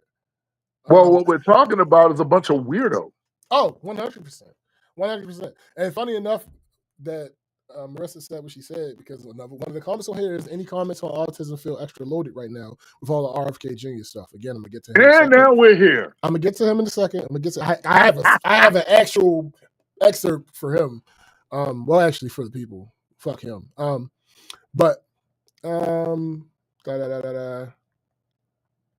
Okay, no, I think she's 7, not 5, but still, that's not that big a difference. Somebody says stop entertaining it. That's not how things work. No, that's not how at all. Things work. Oh, okay. I like this one. A very big mistake y'all do, though, is react as if saying someone is autistic is an insult. People are being hateful, I know, but it's not even a joke. You're mixing things up. You're mixing things up. You cannot, in the same breath, say that saying someone is autistic is not an insult, and people are being hateful. Yeah. Because an insult is based on intent. Exactly. That's one of the few things where intent matters more. That's coming from the person. You were meaning to do harm. Right. You were meaning to do harm. That's what makes it an insult. Not whether being that thing is a bad thing or not objectively. No, it's what their intent was when they made the statement. Right. Chrissy said, I keep saying people want to diagnose everybody but themselves. Facts. Facts. Yo, Cindy said now. Cindy said now. If it was autism, she probably couldn't wave. Like everything else, RFK says kids with autism can't wave. All right, let me move on to this RFK thing because we keep bringing him up. Hold up. Before you do, go. I just want to preface one thing about this motherfucker. Mm-hmm. When he was called himself trying to run for president, his entire family went and did a video saying, do not support this motherfucker. Let me tell you something, bro. I have been the black sheep of my family for a lot of years. And even with that, there was never a time where you could get my entire family to do a video and say, hey, man, that's funny. He's dangerous. Do not support his shit. Wow. That's amazing. Yeah. So again, this is to the people. It's about RFK, but it's to the people. Go get checked. Get checked. For real. Anybody who is undiagnosed and feels that they could potentially have some type of neurodivergent, whatever, inside of them, you should probably go check that now. Yeah. RFK was speaking somewhere talking about ADHD and ADD didn't exist when he was a child. Yeah. So who knows where that's going to lead given his current position? Facts. But let's turn this into a teachable moment. So, ADD and ADHD didn't exist when you were a child, Robert. Robert, Um, Robert. you know what else didn't exist when you were born? What was that?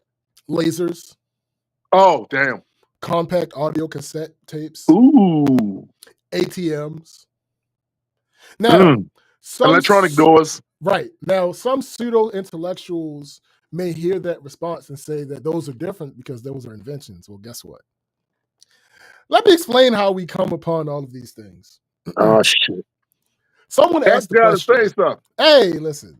Someone asked the question that didn't have a readily available, reliable answer. Someone decided to do some research to see if the info was out there.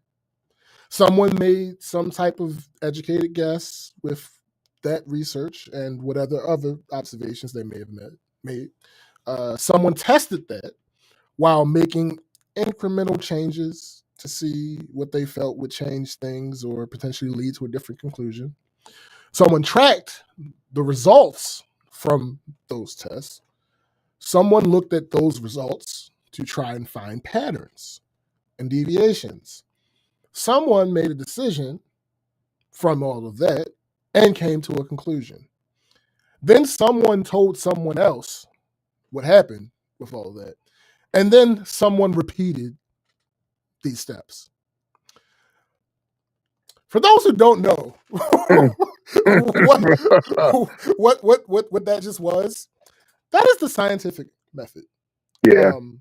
Inventions are possible because of discovery. It's called science. Yo, Cindy said, hey, Pluto didn't exist until 1930. With that logic. Yeah.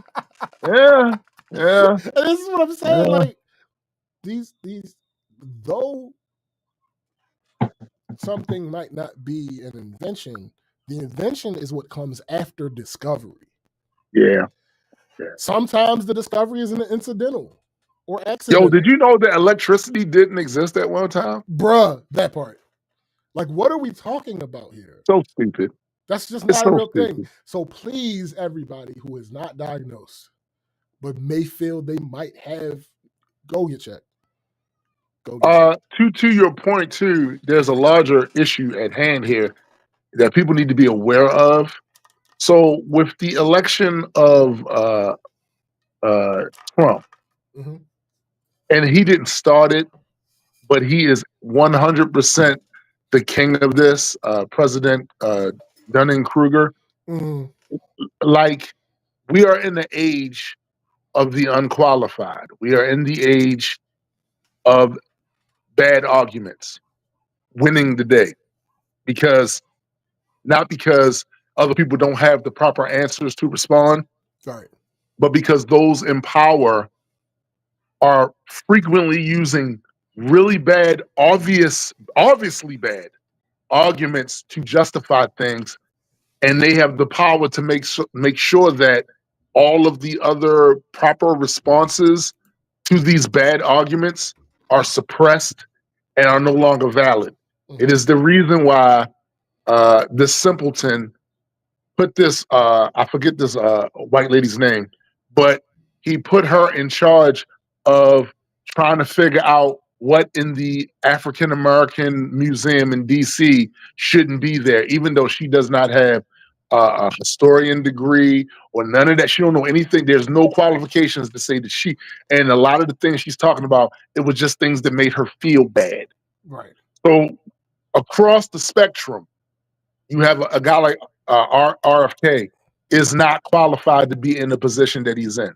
Linda McMahon is not qualified to be in the position she's in. Correct. There's a bunch of motherfuckers everywhere, from Elon Musk and the Doge people, you name it. For Hexert, whatever his fucking name is, these people are not qualified to be in the positions that they are in. Correct. And this place went out of their fucking way to impugn fact checking, to make expertise the bad thing, and that worked because too many regular people have these ego issues where they feel they take it personally when they have been a point they have has been disproved.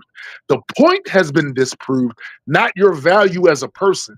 but Right. you're taking it personally because of ego. And now they love to see experts be shouted down, pushed out of the arena of ideas. They love that shit. They got all. We just literally seen a video that SPJ shared with me with a very popular podcast Mhm. where somebody who is educated in various fields, written books on it, they happen to have the benefit of having this man as a member of their show, Mhm. only for him to be shouted down by somebody who tries to present as if they know a lot of things, has zero qualification to speak on any of those things he's speaking on. And there's a group of people that's willing to champion Yo, that shit. I wanna jump in real quick. Yeah. So, the person who is the expert in the situation that Tim is referring to is none other than MLH himself. Yeah. You have heard me, if you listen to the show regularly, you've heard me extol his expertise Right. before. Right. But you may have noticed that I have stopped doing such publicly as fervorously Right. as I had before, and that is because his blind spot started to show to me. Yes. I have to bring up, because you talked about that specific incident. Mm-hmm. He is not. I feel like he is not as helpful as he Could be.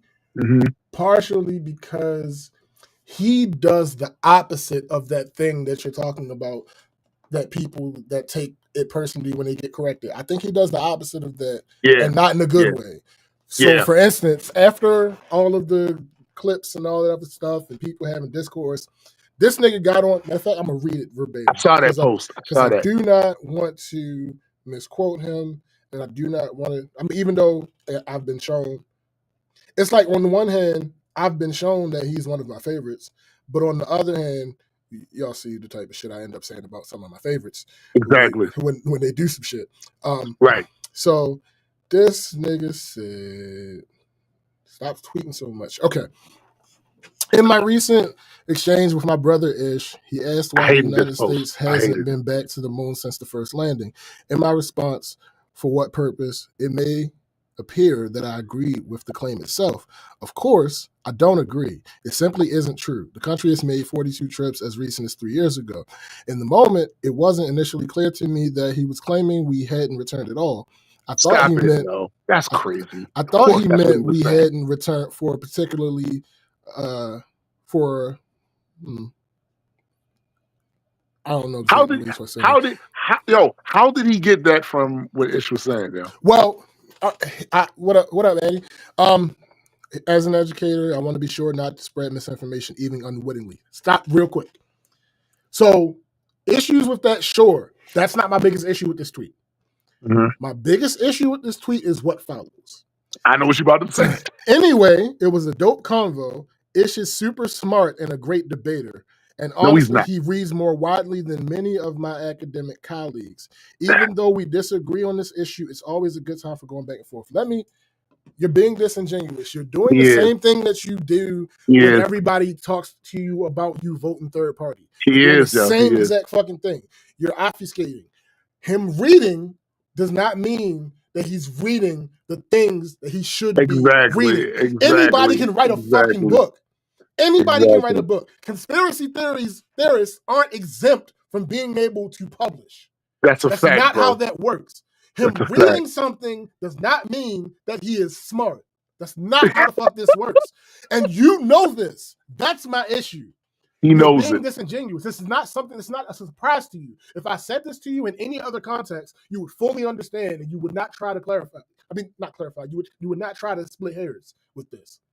Right. So because this is somebody that you know personally, or because it's somebody who you, or because it's a topic that you're passionate about, you allow this blind side to grow. Yeah. Just like with the third party thing. You know goddamn well how that works. Right. But you want to act like you don't know how it works because you're passionate about there being a third party. Okay, Yeah. say that, but don't fucking lie to us like you are too. Unfortunately, Right. you have proof that you are too smart to not understand these things. This nigga was professor at colleges, B. Like, we come not. fuck on. The nigga Let's got not. tenure. Not was professor. Nigga got tenure. Yeah, yeah. And What are speaks we talking multiple about? languages. Speaks Nigga. multiple languages. What are we like? No, we're not doing this. You're not about to call us nigga smart. No, I'm not. I was not expecting, nor was I asking you. Oh, stop, yo. This nigga said, you're not about to call this nigga smart.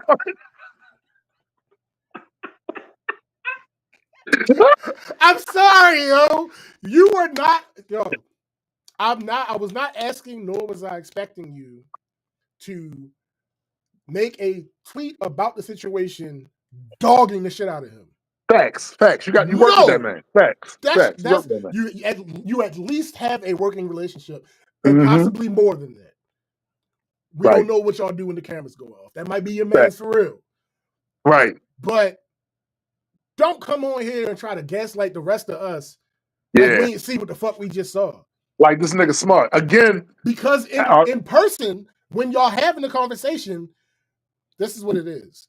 He has the proper space now to be able to make this claim.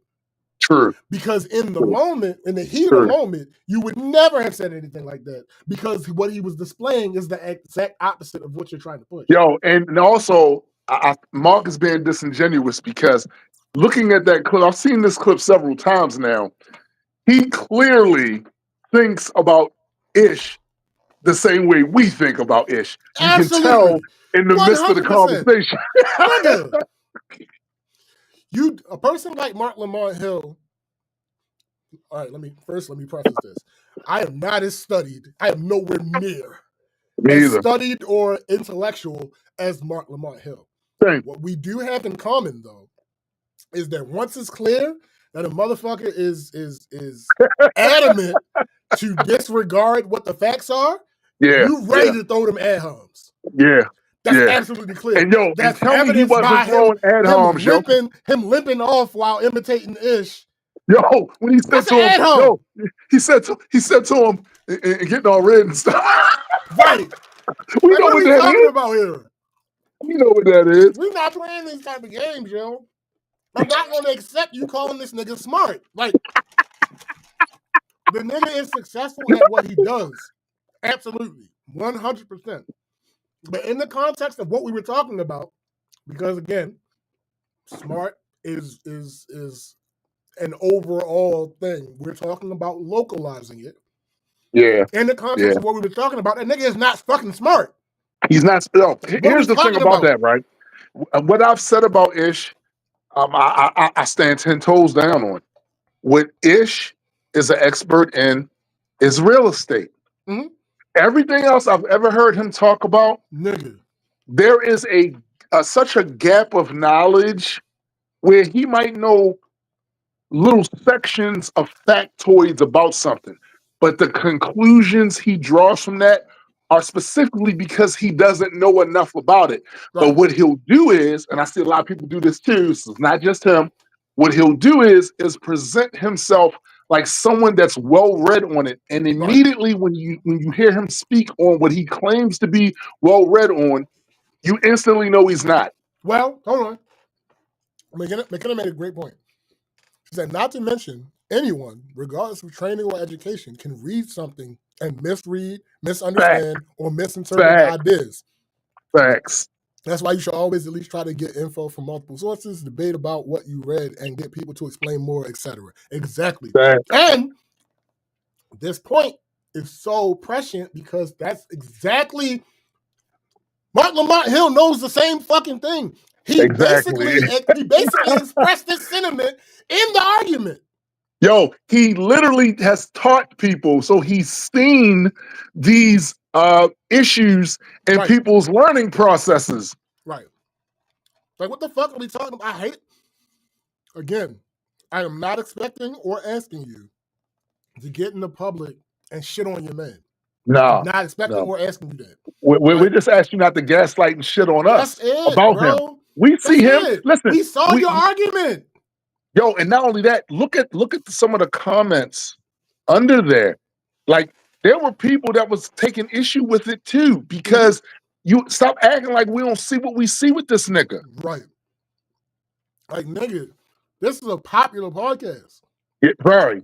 And niggas is going to take clips and send it elsewhere. So people don't even watch the podcast regularly have still seen these fucking clips. Yo, and to show you just how not smart on a wide variety of things Ish is, right? Now that Mark is there, but this is also an indictment on the audience, by the way. But now that Mark is there, someone that can actually challenge Ish, because qualifications plus expertise plus experience that Ish doesn't have, it is painfully, the contrast is so painfully obvious now that people are talking about it a lot. Absolutely. The reason I say this is an indictment on the audience is that you and I were saying this about Ish before Mark was even on the fucking show. So that shows me that a lot of the audience watching that they're full of people who make these specious arguments the same way Ish does. They attempt to debate the same way he does.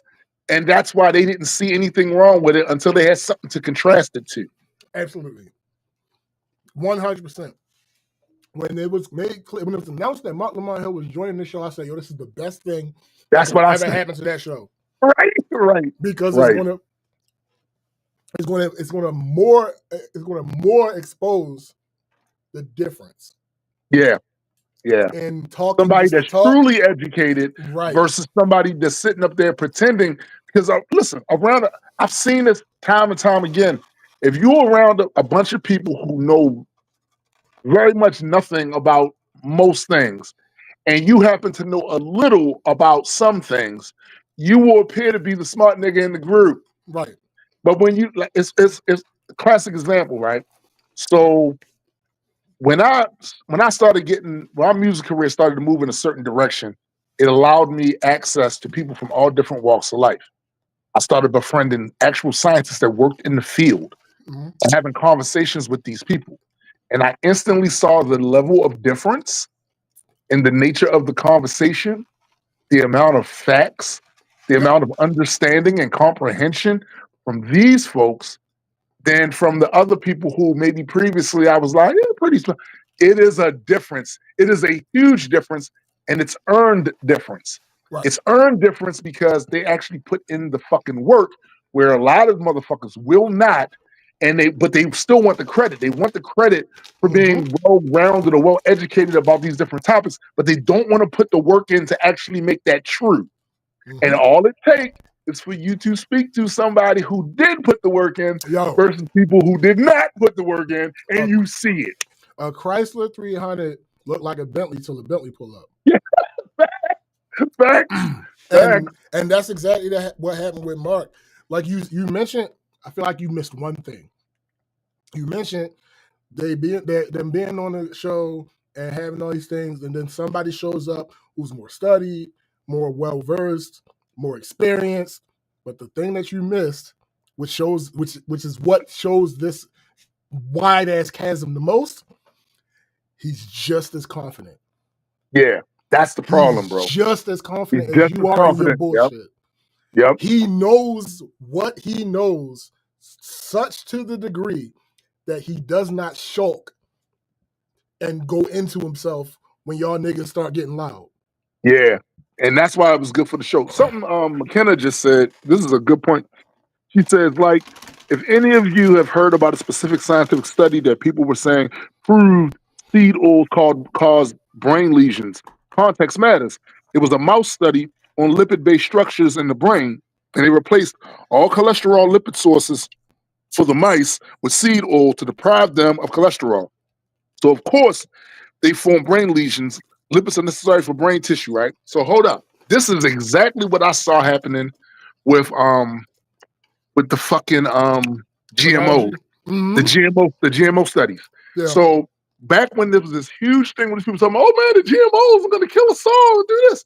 They would always bring up this study that, oh yeah, they proved that GMOs cause cancer, stomach cancer with these particular or tumors with these particular mice.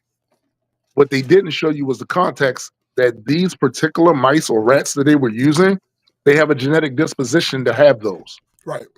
So it's not that's what the GMO's doing. But all it took is for somebody to take pieces of that study and then spread it around and talk every bit as assured as Ish be when he be loud and fucking wrong. And by the way, he ain't the only one. What's the other dude? Because there's one clip where it was the white dude that was up there, the producer, whatever.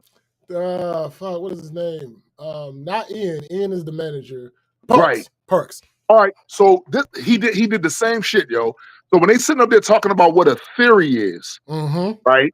And Mark is trying to educate them what a theory means in scientific context. Oh no, that wasn't Ian. That was Ian. Yo, Ian sat up there and gave the exact wrong definition of what a theory is, and he did it confidently. And this is the shit. This is the shit, by the way, that everybody needs to be aware of and look out for.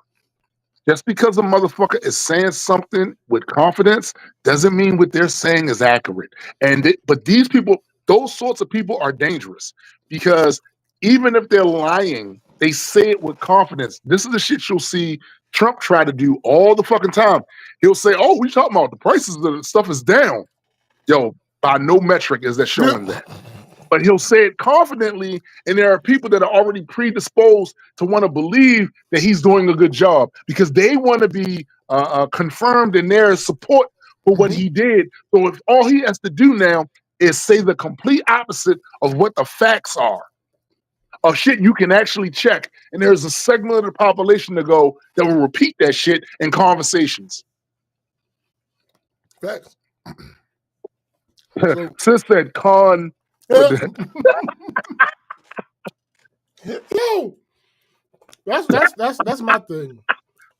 Like you are still one of my favorites because I still like the style with which you handle your debates.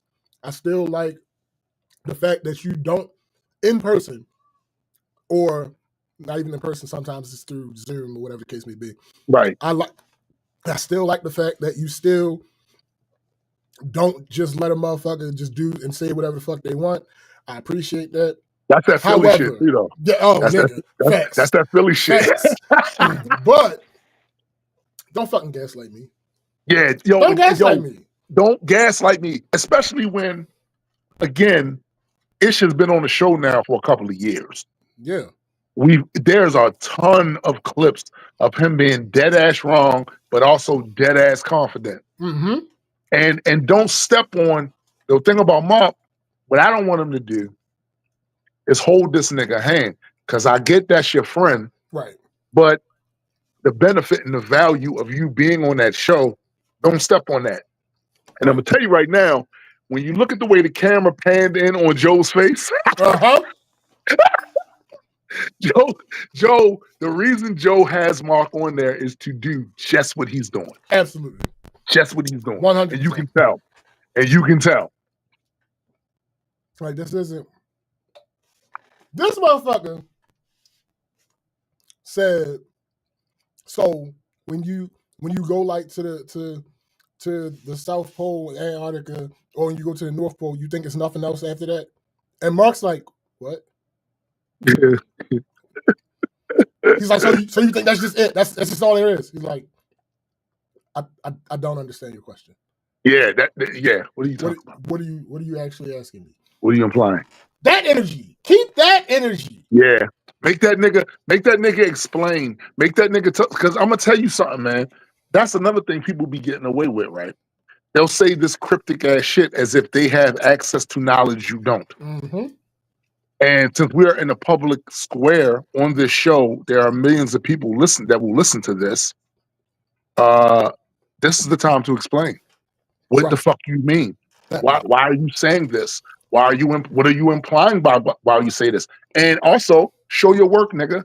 Show your work. Said, don't tell me to cite my source. We just two niggas talking. No, you're not. You're on it. See, and this is the problem, bro. This is what I mean by just sheer abject ignorance dressed up in expertise, right? Because he tries to present like he knows this shit. For you to say on a show this popular that y'all just two niggas having a conversation. Meanwhile, there are other portions of the show. You can find other clips where you can see they're purposely not commenting on certain things because they recognize that they're on the show with as millions of people and they don't want to get the backlash for some of the shit they saying. You can't then now turn around and say, "Oh, we just having a conversation." No, you're not. And by the way, I don't know what kind of conversations he has, but the cite your sources shit is stuff me and my friends say all the time. Nigga. I don't know what the fuck. It don't have to be that confrontational. It's like, yo, where you get that from? Right, yo, literally that. Like literally that. This is how we say it. We don't say cite your sources. Like, where you get that from? Or yo, link me. Send me facts. So I don't know what kind of conversations he's having with his circle of friends, but they can't possibly be productive. No. If y'all not asking each other to show you where they got that information from. Right. Like if you're not doing that, it's something SBJ said to me a long time ago. He said, I don't understand any close friendships where the conversation about money don't pop up at some point. How to earn it, how to get it. Yeah. How to we should be doing and he's right. He's right. There should be some business, something, right? And that's my situation with him. I don't know who he's around most of the time. Mm-hmm. But what I can tell you is if all y'all do all day is hurl uncorroborated shit at each other, right? Right. I don't know how productive those conversations are. Y'all just be saying shit and the other one's supposed to take your word for it. Word. Especially when y'all are literally in a debate. People debate outside of a camera being there. That part. What do you mean we just two niggas? No, we're having a conversation where we are about trying who's to right. use facts to determine who was right about a thing. So if I ask you what the fact is, yo, part of the conversation, I don't even remember who was involved at this point because all this shit is melting into this big ass gumbo of stupidity. Somebody like, all right, so when something changes that we looked at as a fact, what does that? And he's like, Mark said that. Mark said that. Yeah. Mark said that. And he's like, science does that. He's like, all right, so we should just not listen to any of that because it's going to change. It's like, no, that's not how any of this works. That's not how any of this works. We understand what we understand. At the time that we understand it. Of it that we don't understand yet. Once we discover those new things, we go back at what we understood before and see what contradicts. Oh my God, that bro! Simple. Can you imagine people thinking like that and being in control of the development of a civilization? Like, how do you think things got? How do you think technology evolved? How do you think things got more efficient? How do you think we got? Like that is the dumbest. So in other words, it was not possible to harness the power of anything to do anything else. It was not possible. That was a fact. It could not be done. It couldn't be done until it could. How can you possibly use lightning to do anything? How could you use the wind or the sun to do? You can't just. Now we have solar power. We have when the sun goes down. That means it's dark time. You need to do all of your important things when the sun is up. Right, because there's no light when it's dark. And you can't see. How can you officially do anything without? That was true, and then it wasn't. Right. Like it's a very simple concept. And the fact that has to be even mitigated, the fact that has to even be debated, the fact that I have to hear that come out of your mouth shows that you aren't as bright as you're trying to present. And the only people that'll let you get away with that are people who aren't that bright themselves. Yeah. Because one thing I was happy to see was that at the very least, these people in the comment sections were taking him to task about that because like this needs to happen. The audience does have to have a part to play in all of this too, because these people are up here spreading misinformation. Right. And at a certain point, they're spreading it to you. So you need to take offense to that. 100%. Like, why are you lying to me? The only thing about that episode that I wish would have been different is I wish Imani was there, because Me too. Imani will dig in Ish's ass. Yes, yes, he will. Well, Joe tries to be impartial, right? Whenever that type of thing happens. But Joe is also very snakish because, like I said, when that camera panned down to Joe's face when Mark was digging in his ass, that look on his face. Even with the shades on, I was like, "Nigga, this is what you go ahead with." Joe was one of those niggas that's going to bask in his ignorance. Yep. He's gonna be like, "Oh no, I'm not the expert here. I don't have a dog in this fight." Right. Y'all go ahead. I'm about to sick Mark on him, because the thing is, he don't have to sick Mark, because Mark's particular personality, right? His particular personality is he's not going to let some misinformation go by without him challenging it. Yeah, he is. Intellectual gangster. What you say, bitch ass nigga? Yeah. Yo said the earth is flat. Nigga, hold up, what? Yeah. No, he said we know the earth is flat. He's like, wait, what? What do you mean? What are you talking about? What do you mean by that? Explain. No, explain it. Explain that. Because I say something different now. It's over. No, go ahead. Yeah. Explain to me. Well, I'm like, yo, this is the energy we need. Yeah. Don't let them get away with just see. This is the other issue too, right? I feel like there's a certain we experienced a certain era where people just became okay with motherfuckers saying shit that's factually incorrect. Yeah. They became okay with it, right? Because they don't want to be haters. Because they don't want to be haters.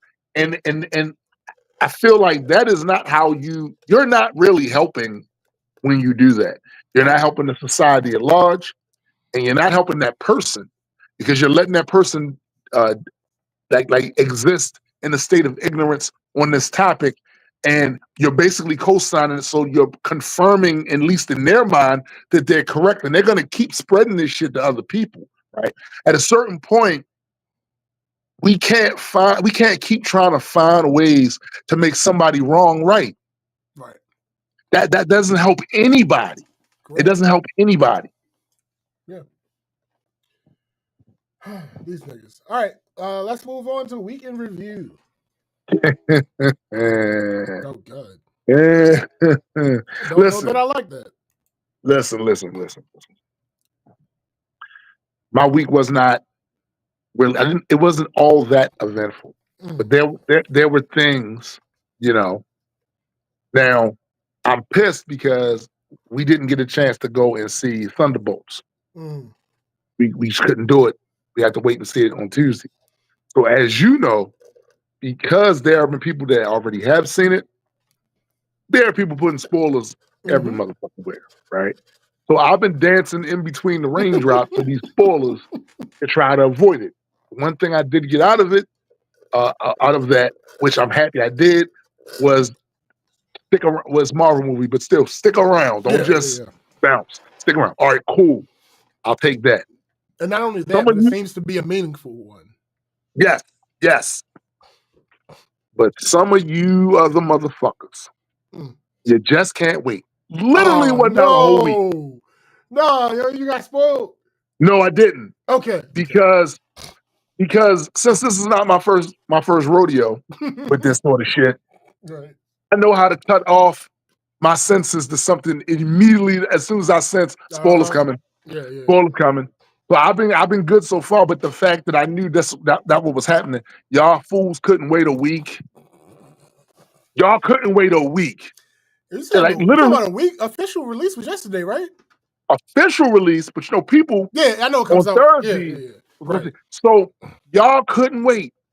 Y'all had to go out and try to do. So now, as a result, what I do is I don't spend a lot of time online. Right. I don't. If anything, I'm talking to you or in the inbox with maybe Cindy, maybe McKenna, Graydon, Joel, and shit like that, right? Marissa, Addie. I'm talking to y'all directly. Me going on my timeline, nah, B, because I don't trust motherfuckers, yo. I don't trust them. Crazy. I somehow managed to avoid spoilers, like all the time. Like even to the point where like I watch reviews, like spoiler-free Mm-hmm. reviews of Mm-hmm. movies, and I don't go in the comment section of those. Right. Like you, I've come to get a sixth sense about Yep. when a post is about to spoil some shit for me. Mm-hmm. Also, again with the algorithm thing that you can't completely curate no matter what you try to What do. you do, right? But I make sure that I only follow people that don't do the spoiler thing. Or like for instance, Sinners, right? Right. There was somebody making a post about Sinners. They made a full post about Sinners. And I had watched it already by that point. But Right. in my head, my initial response was, damn, you're just spoiling the whole shit. But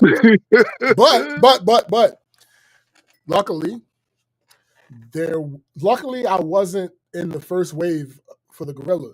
So there Yeah. was somebody that already attacked this particular gorilla, and Mm-hmm. they responded in a way that instantly made me switch sides. They were like, okay, first of all, the first word in my post is sinners. Yes. Then there's Yes. a colon. Uh-oh. If you continue to read past that point, Yeah. and I'm Yeah. like, yo, you right. I can't Yeah. even I can't Yeah. even be mad at you. Yo, they're Like- about to say something, B. And if you haven't seen it yet, you might not want to see what they say. Like, I mean, I'm just saying, bro. it's kind of on you, my guy. Like, you keep reading. Why would you keep reading? And it was in bold too. Like why would you? Yeah, facts. Why would you decide to keep reading that post? So yeah. No, I Nah, absolutely bro. understand. It's a crazy thing. And then the other thing is, so it's funny how when you're the type to kind of stay in the know about certain topics because it is your field of interest, right? Yeah. It is funny sometimes how things kind of come together when you don't expect it to. So I had no idea when I was posting things about Captain Ibrahim Toure, right? Those of you who don't know who he is Certified badass. He's a certified badass, right? He is the current ruler of Burkina Faso in West Africa, right? Previously one of the poorest African countries, or so they've said, for years. Now, what he's being, what the virality of his context now is that he kicked the French out. Mm-hmm. And he took back control of the resources of Burkina Faso, then paid off their country's debt, and is now doing a bunch of infrastructure fixes. He is promoting African way of life, culture, because when some place gets colonized, whoever the colonizer is in their culture becomes preeminent over the culture of the native people that's there. And if you do that long enough, generations go by, people will forget about what their culture were, their language, all their religion, all that shit, and only be relatable to the colonizer's culture, religion, language, and all that other shit. So, for instance, you know how in a lot of those French, in their legal process, you see motherfuckers wearing these white powdered wigs. They was doing that same shit in Burkina Faso. Why? Because it was inspired by French who colonized the area. He got rid of that shit. He got rid of all that shit. We Africans over here, we doing it our way. So as a result of that, also he's put out several statements, basically embracing the African diaspora and referring to himself as a Pan-African. I happen to be a Pan-African, so that's something that is instantly going to grab my attention. I've been following what's been happening and all this other stuff. I had no idea that there was this coordinated protest, march, and all this other stuff globally in support of what he was doing when I was posting. I didn't know, right? Because I was going to be posting it anyway. Right. But it was good to see that you know, in a lot of places around the world, there are people that are being very supportive of what he is doing, and the inspiration that is for other African nations. Because it's him and like three others. I think it's Niger and Mali. They on the same shit, right? Mm. I found out his right hand man got offered millions of dollars to put a bullet in his head. His man was like, "Man, fuck out of here, fuck out of here." Why is that important? That's important because over the years, anytime African nations Mm-hmm. attempt to reassert their sovereignty so that it's more than just in word, it's actual real sovereignty. Because that's been that's what's happening. They say, "Oh no, they're sovereign nations." They really not though, Mm-hmm. right? But anytime they try to assert that, uh, the powers that be in these Western states that are really propped up because of the natural resources of these places, they try to do funny shit to get the whoever the leader is assassinated. They did it to Thomas Sankara. They did that shit to Lumumba. Like this is the shit that they do, right? So it's a common enough tactic where you see it coming. The moment one of them raises up, right, and decides, nah, man, fuck that and fuck y'all. We doing our own thing over here. Right. Because they still want access to the uranium, Mm-hmm. still want access to the gold and any of the other mineral or natural resources that's there. They start doing this funny shit. You know, these same motherfuckers who will present themselves as these bastions of democracy and bastions of fair play and bastions of, well, we just want to help other people, will then attempt to get them assassinated. And by the way, this country is no different in that regard. Ask anybody that lives in South America. This place is no different. They do the exact same shit here, right? So it was a great thing for me to see so many people like recognizing who he is and what he is doing. And you're gonna always have those that's gonna try to take his name and say, "Oh, he's a dictator. Oh, he's a despot. He's this. He's that." I always remind you one of the tactics that they do for everybody who they feel like, "Oh, you're not gonna follow, you're not gonna play ball with us." They're dictators. They're doing this. They're doing that. Are there cases where what they're saying is true? Sure. Sure. But I would always caution people, consider the source. And the same motherfuckers mad at him or want you to be mad at them, those other guys, do the same shit. If you ain't gonna be mad at them, I don't think you have any right, you know what I'm saying? You have any right to be talking shit about these other places. Because here's the thing, whatever our system is over here, that doesn't necessarily work in other places. You have to adapt to your particular circumstance. And we can make an argument that our system doesn't work here. Yep. That argument can be made easily, right? So I just wanted to just take a moment officially on the show to shout out Captain Ibrahim Toure and what he's doing over there. You know what I'm saying? And the leaders of Mali, the leaders of Niger, because this is necessary, this is needed, and also it's necessary for us to keep an eye on this shit, because the moment we take the eye off the ball, that's where the funny shit start happening. Yep. That's when funny shit start happening, for real, right? Absolutely. Other than that, that was kind of my week. I worked on some more comic book shit. I actually started writing to the beat that SBJ gave me to write to and shit. Not quite done yet, but yeah, I started working on that. I was extremely frustrated for a large portion of the time, because this is how I write. So I take the beat, put it on my phone, grab my earbuds, and I go walking. I started doing this shit when I lived in Laurel. I could walk 3 miles, and by the time I get back home, most of that song is done. I just got to tighten some screws. Right. So this week I said, that's what I'm gonna do. It's nice. It was nice for most of these days this week. Absolutely. But I'm gonna put the beat in my phone, grab my earbuds, and I'm just gonna walk with it. And then the first day it worked out great. Second day though, not so great. And I'm gonna tell you why. I don't know where my goddamn earbuds, man. Bro. I cannot Yo. find. Yo, How you lose the earbuds from I day one to don't day know. two? Bro, I don't know. Here's the thing, right? So I had them, this week my wife went and got another back injection, right? I had them when we were there. Had them when we came back. After that, I can't tell you.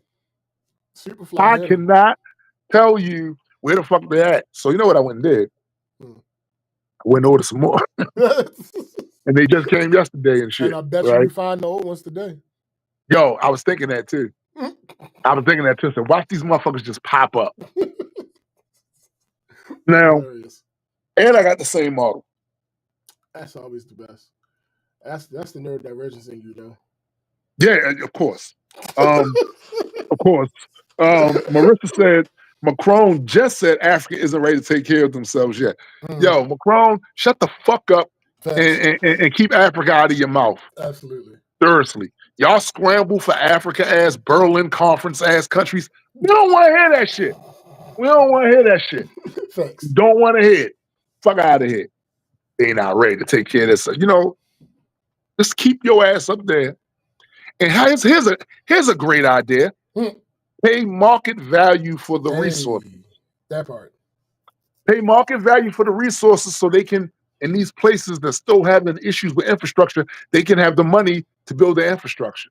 Meanwhile, Ibrahim is buying tractors and shit like that to get their agriculture straight. Like, all you have to do is pay fair market rate for the resources you want, instead of trying to act like, oh, well, we'll get a discount because we got troops down here to help protect you from. You ain't protecting nobody, motherfucker.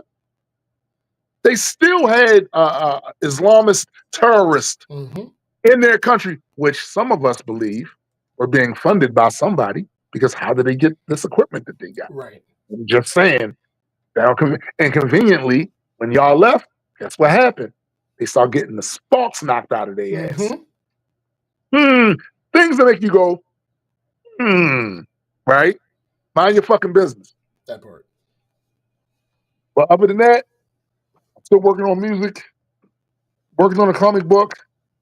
Next month, we're supposed to be scheduled to run a Kickstarter. Not that should be an entry for the Singularity book. So yeah, I'm gonna give y'all more information on that as that comes around. Word. All right, so where should I start? I guess I'll start with the wedding watch because there's nothing to it. Well, it's a little more than I anticipated when I wrote my notes. The groomsmen suits have been finalized. The niggas know what suits that we doing for them now. Of course. So that's great. The issue was always going to. So the issue was always going to be me and Fab, because we are the biggest of the group. But my suit is going to be different. So for the groomsmen, the issue was always going to be Fab. Because Fab a big nigga. Fab a big nigga. Big nigga. We picked the suits out. I sent him the link. He got his suit and his suit worked. So boom, go ahead and send the link out to the rest of the niggas. They know that this is the suit we're going with. All right, so we got that taken care of. Finally, after months and months and months and months, Marcus was supposed to have Chrissy try on what would be her reception dress. And finally that happened yesterday. The only problem is I don't know that we're any closer to making a decision on that, because that introduced a couple other questions. So now that search continues. I don't think there was anything else for the wedding. So moving on to a pet peeve of mine. So very few things upset me more than a person not being able to solve easy problems. Now, to be clear, she ordered another one. God damn, babe. So to be clear, I don't mean problems with simple solutions. That's not what I'm talking about. We can often be troubled by the lack of ease of executing a simple solution. That's very true. Because simple and easy ain't the same thing. I'm talking about an easy problem. Right. Like a problem that's really not even a problem. A problem, actually. Right. So let's get into it. I was on my way to work Monday. Mm-hmm. The street that I was on has 2 lanes going in each direction. Okay. There is 1 car in front of me. There are no other vehicles traveling with us. There's 1 car in front of me. We are approaching a red light. Okay. The street at this intersection, the one that intersects, the one that we're on, is a one-way street going to the right. All right. The person in front of me stops at the light in the left lane, Mm-hmm. and I'm like, they don't have a blinker on. Remember that. That's important. They have no blinker Okay. on. So now, because that left lane in the next block, that turns into a left lane only lane. And I'm not turning left, so I pull up into the right lane. Okay. I believe that while driving, you should make the necessary move as soon as it is safe to do so. What you believe? So that you're not doing shit all last minute and having to cut people off and all No, that bullshit. I agree. I agree. No, do that shit as soon as it's safe to do so. That's when you should do the thing. To this point, I have no reason to think that the other driver did anything wrong, right? Okay. I just assumed that either they were turning left at the next intersection, or they were one of those people that makes moves at the last second. Last minute, yeah. Yeah. So as I'm stopping, I see the driver that's in the car to my left go into panic mode. Uh-oh. Now, first, they see me pull up. When they notice me pulling up beside them, they do a double take. They immediately start waving frantically. Now, at this point, I had made a guess as to what was going on, and I was 98% sure that this is what was going on. But I was still confused. And that made me decide I'm just going to ignore the fuck out of them. Right? Right. Because sure, and my assumption at this point was, you want to turn right here. So sure, you want to turn right, but me being in the right lane isn't actually a problem. Now, Right. I'm gonna explain why. Now, while we're sitting at the light, they do the frantic waving. I ignore them. They start honking their horn. I ignore them. They pull their car up a little bit to better be in my field of view. I ignore them. They start waving again. I ignore them. They start honking again. I ignore them. They reverse their car back to where they originally stopped, and they try waving again. I ignore them. Excuse me. I do have a question about that. Yes. Was the wave like a cupping type? No? Oh, I was just curious. Now, I can't answer that for sure because in order to You were most ignoring effectively, in order to most effectively ignore them, I've never turned directly to them. This was all in my peripheral. So I ignore them. The light turns green. I drive forward, as I was always going to do. Now, Right. Why did I react like this? As I said earlier, there was no actual problem to solve. The other driver just performed poorly in several different ways. Now, Right. I gave them grace. You can't see. That's the Listen, problem. I know. I gave them grace for the first one because about 30 feet before the light, there were cars Mhm. parked in the right lane. Right. So I guess it's technically possible that they didn't realize it was 2 lanes, right? Technically Right. possible. So I gave them grace for that one. But now that I think about it, like if that was in real time, now that I think about it, I'm fairly certain that when you make a turn, you're supposed to turn from the lane that is closest to the direction that you're going, Right. Right. unless there is a sign that indicates otherwise.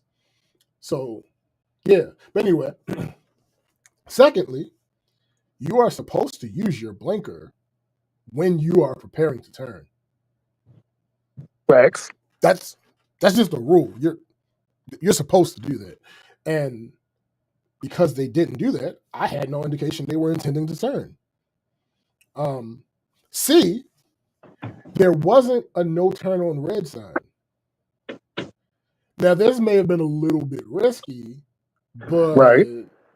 if you felt it was safe to turn right from that lane before I got there, Mhm.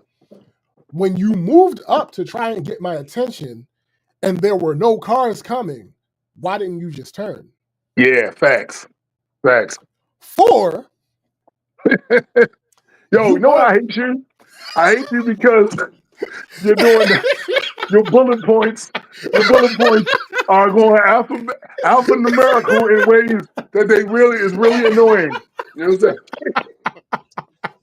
saying? 4, you weren't actually hindered in any real way. It's not like you were trying to park and I sniped your parking spot. Right. Right. It's not like we were moving and I cut you off. You weren't in any discernible rush. We were both going under the speed limit Right. for like 3 lights as I was behind you. And when you finally did turn, you turned relatively slowly. There weren't any cars behind them or me. Once you found yourself in that position, the answer was always to just wait until I drive off, and then you could go ahead and make your turn. I don't understand. Like, what is the other reason? All those combined to make the main reason why I ignored the fuck out of them, because they made my ass itch. They Dude, made my brain hurt because I was trying to figure out what they thought the issue was. I think that was your first problem right there. I know, nigga, but I can't help it. I can't help it. I can't help it. My first instinct is always to try to figure out why the person thinks the way that they're thinking. And it pissed me off. So I just ignored them. Like, because what was I just don't know. I don't know. Like I said, I understand. I will give them the bail of potentially not knowing that the second lane was available to drive in. I'll give them that bail. But outside of that, what happened? What broke in your brain to cause you to have that type of meltdown? Like, why are you waving frantically at me at a red light? And then that's when you saw it. It was a UFO just right there, and he was trying to get your attention. No, that wasn't. No, like I don't know. I can't even imagine. Like, and also, even if like let's say I was in their position, right? In that moment, I would have realized, oh, I fucked up. I'm not going to bother that person who was in the right. I'm just going to fix my fuck up. I'm just going to fix my fuck up. I'm even going to go ahead and turn because we're at a red light and it's safe to do so from the street. There's no cars coming, right? And there's no sign saying don't turn on red, right? Or I'm going to put my car in reverse and get behind them because again, there are no cars behind us, right? Or I'm just going to wait till they drive off and then make my turn. Like, I can't imagine what, and that was the other thing.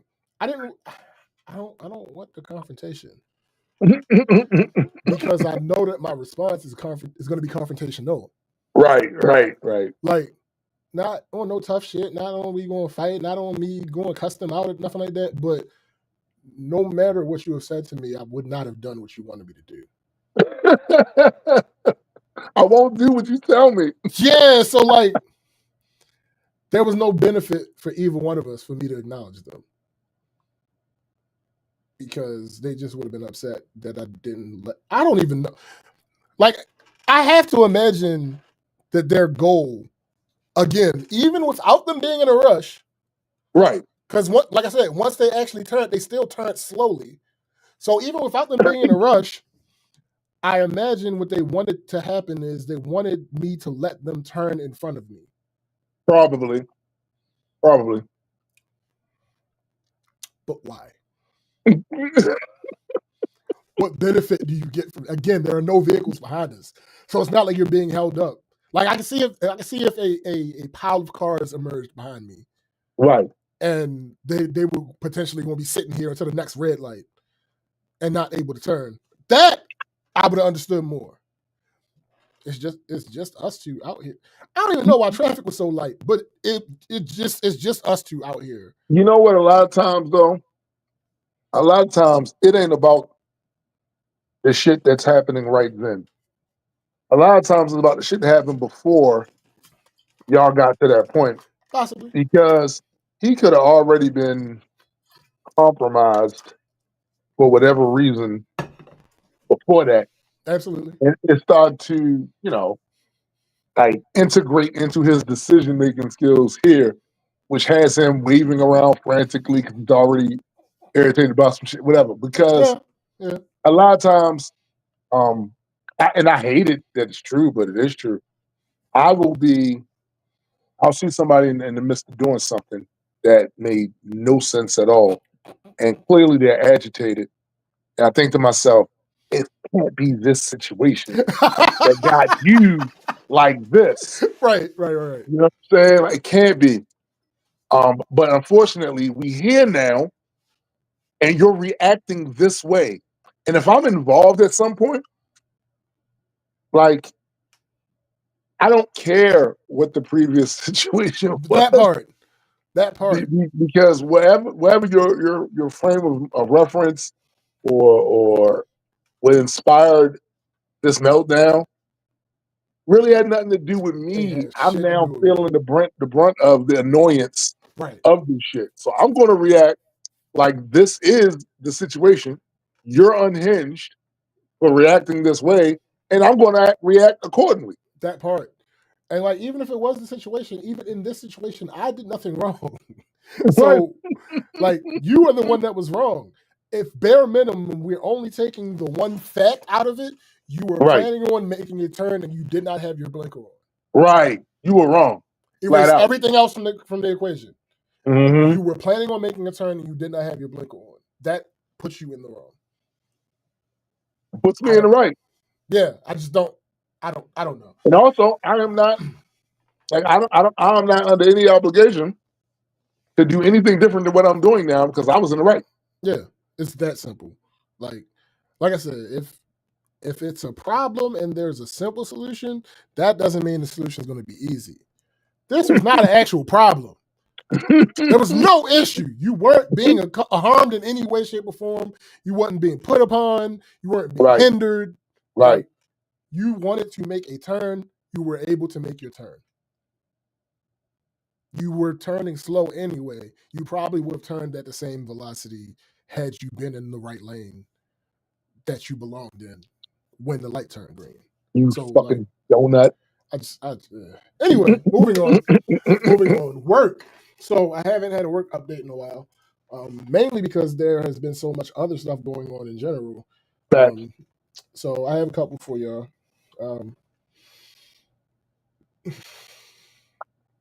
Your boy ended up in a very confusing situation. Now, generally, how raises work at my job is you get them through either passing probation, changing a position, or a yearly evaluation. Those are the three ways generally that raises happen at my job. Now, obviously, those first two haven't applied to me in a very long time. Very long time. Your boy been with the company, I think 20 years next year or some shit like that. Jeez. So for the past 15 years ago, or so, my avenue to raises has mainly been through evaluations, yearly evaluation. In this time period, evaluations have been generally done between late December and late January. The latest, You realize you might be one of the last people that worked somewhere for 20 goddamn years. I know, right? It's crazy. Last of the Mohicans. So in this time period, evaluations generally happen between late December and late January. The latest I ever received an evaluation that I recall is maybe like the first week of January. Mm-hmm. I mean, I'm sorry, the first week of February. That's the latest I think it's ever happened. So around this year was different. This year was different. Okay. Around the middle of January, we started realizing that nobody got their evaluations. Uh-oh. This is absolutely not normal.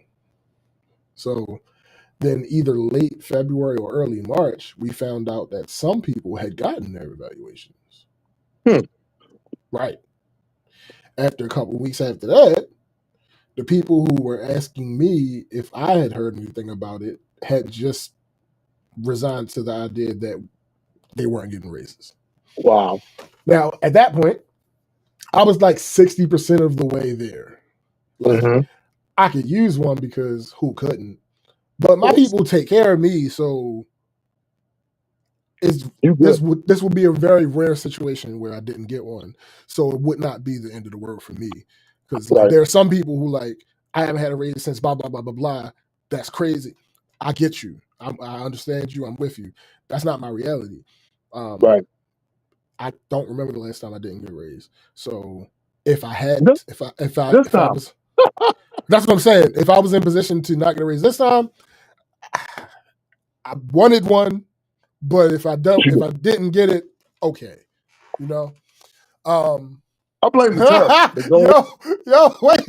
I said the last of the Mohicans. Sis said last of the Mohicans.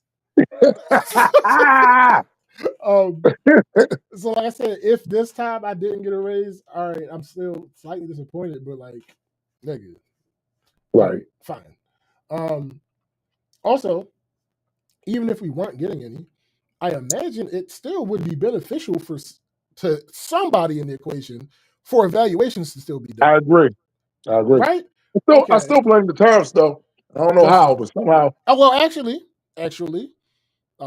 funny enough, I was talking to I told you Christy tried on her dress. Marcus came over. We had crabs and crab legs and all that shit. So he said the first place that he went to didn't have snow crab legs, and their the reason was tariffs. And I'm like, wait, that doesn't make sense to me because I know somewhere in the United States has snow crabs. Nope. Like, nigga, what? Like, we found out yesterday that Maryland isn't one of those places. Nope. But I'm fairly certain at the very least Alaska has snow crabs. But just because they crabs and it be snowing. You stupid. But anyway, I digress. With our company, tariffs absolutely would have a role because we are a property management company and we build stuff. So damn. Yeah, right. Tariffs absolutely could be a part of something like that for my company. So one Monday, because all of this isn't stuff that happened this past week. So one Monday, I go to see one of my coworkers and they asked me if I had my review yet. I told them no. They were surprised because they had theirs. So now I'm like 80% sure that I'm not getting a raise. Because you got too much money. You've been making too much for too long. Nigga, because the person who this was, they would be getting their review from the same person I would be getting my review from. Okay. And since they had theirs already, I'm like, well, shit. Damn, I guess I'm not getting mine. But there was the initial disappointment, but then I left quickly. Um, that last 20% of hope that I was holding out was the fact that I know my schedule has me running all over the place in the afternoon every day Right. except for Wednesday, and it was Monday. So I was like, maybe I was going to get my review by Wednesday because I'm downtown the whole day, right? Right. Wednesday Well, no, comes no. and goes. When you say you're downtown all day, you're in a downtown office, or you just Yes. rapping? Okay. No. The office is located downtown. On Wednesdays, I'm at that office the entire day. Oh, okay. So Wednesday comes and goes, no review. Boo. Okay. 1 star. Right. Now, when I left work, because I was down there all day, when I left work, I was at 100%. I'm not getting a raise because I was down here all day. They started doing it. And now I technically get paid on Fridays, Right. but I get my money on Wednesday because of the bank that I have. Right. That was another reason that I was sure that if I hadn't got my review by Wednesday, that I wasn't getting a raise. Because in every review that I got a raise, a part of the conversation, part of how the conversation starts is they want to make sure to tell people that they are getting a raise if they are getting a raise before they saw the change in their check. hmm And obviously, they know that some people get their money early, Right. but I don't get my money until like 6 p.m. on Wednesdays.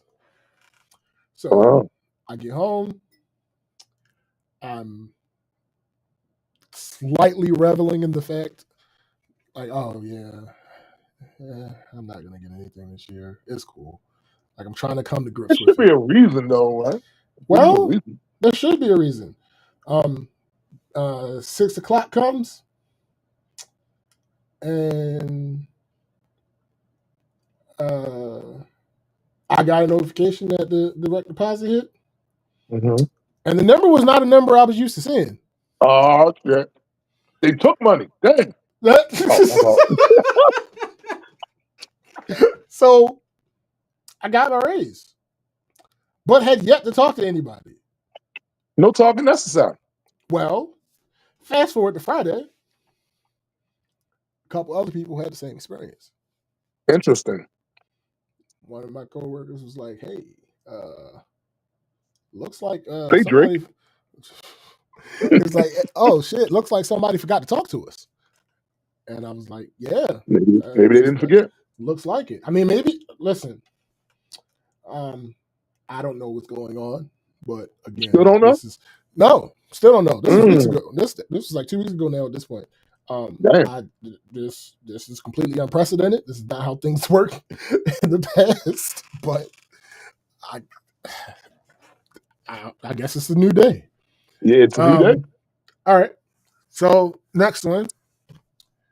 Uh, this lady is an idiot.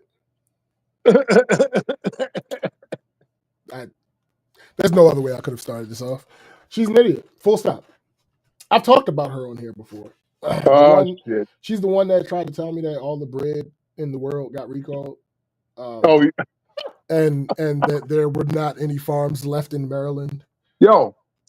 So she been an idiot. That's right. Oh yeah. Okay, No, man. this isn't new. So I was at her location one day, and we heard a couple. It was me, her, and another agent, and we heard a couple having a domestic dispute outside. So me and the other agent get up, look out the window. So there's a woman. She is sitting in her car. The man is standing in the street, and they were fussing. hmm On top of that, the woman, from what we could hear, is coming across as the one that's the aggressor. Okay. But again, she's in her car. So it doesn't really seem like it's about to escalate into anything other than an argument. Right. Okay. So once I saw that, I was like, all right, cool. I went to the back to use the bathroom. As I'm going to the back to use the bathroom, this dumb lady gets up. She walks to the window. I finish in the bathroom. I'm washing my hands. As soon as I turn the water off, I hear the other rental agent, James. Oh shit. I'm like, God damn it. All right. So I come out. What's up? She's like, go get her. And I'm like, what do Oh you mean? shit. What do you mean? She was like, they were standing at the window, and the dumb lady said, I know how to stop this, and left and walked out of the office. Oh. I said to her, call maintenance. Right. Call maintenance. I'm not going to go in on him, but call maintenance. This is something that he should be aware of at the very least. I'll leave it at that. This dumbass goes outside. I lied to you not. She goes outside and stands across the street from them like this. Wait, what? She goes outside and Is does a she Wonder Superman? and does a Wonder Woman pose. And just stands there. Never says anything. I know how to stop this. Never says anything. Just stands there. And that did approximately 0 to stop them from fussing. They continued to fuss for like 10 minutes. Once they finished, the lady pulls off. And she says, and the dumb lady says, my work is done. No. The dumb lady now approaches the man, and now she's talking to him. Wow. Now, I don't remember. Of course, I couldn't hear what she was saying to him. And when she came in, she said something. I don't remember. That the part's not important. But what is important is when she comes back inside, my back is to her, so I can't see her come in. But when she comes back inside, she says, oh, did I bring that in here with me? Apparently, there was some flying bug, right? Keep that in mind. 10 minutes passes. I hear her scream, oh my God, oh my God, oh my God. The other agent's like, what? What's wrong? She can't really speak. She points. I hear the other agent say, what the fuck is that? Dumb lady finally gets her voice back. They said, I think it's a roach. Okay. So why you scared again? They still going back and forth. And I get up eventually. Step on it. Yeah. I'm tired of hearing them complain about this bug. So I finally get up to go take care of it. Before I got into the room, they're like, oh, it just went into the drawer. All right. Okay. So I went to the desk. Mind you, this whole time, the stupid lady is standing at the edge of her desk now, in the corner, and not moving. It's so okay. All right. Okay. So I get out there. I open the drawer. I do not see anything. The other agent's like, I definitely saw it. That's definitely the direction it went. I said, okay. So I start shaking the drawer. Still see nothing. Close that drawer. Open the drawer under it. Start shaking it. Still see nothing. Close that drawer. I'm like, I turn to the dumb lady. I'm like, there's nothing I can do. It's gone. Why the hell were you just standing there screaming instead of getting rid of it? Right. Her response is, don't judge me. I got a phobia. No, you don't. Stop it, yo. So I went back to my seat because this is no longer my business. A couple minutes goes by. She has not moved. She is still standing in the corner at the edge of her desk. Couple more minutes go by. I hear her. No, she hasn't moved. I hear her on the phone with somebody talking about, I need you to calm me down. I just saw a roach. Oh my, really? Mind you, now we're like 10 minutes after this bitch has been gone. After we have no idea where this bug is. Again, still not confirmed that it was a roach. That's funny. Still not confirmed that it was a roach. Right. Because again, remember when she came in, she said, did I bring this bug? Right. Yeah. Okay. Still not confirmed that it's a roach. But This is like 10 minutes after we know no idea where it's at. She's like, I need you to calm me down. I just saw a roach. I tuned out after that. I would have too. She gets on the phone again a couple minutes later. She's now talking to her manager. Hey, I'm going home. No, yo. I promise you. I promise you. I'm going home. This grown ass. So after she gets off the phone with the manager, she calls the other rental agent.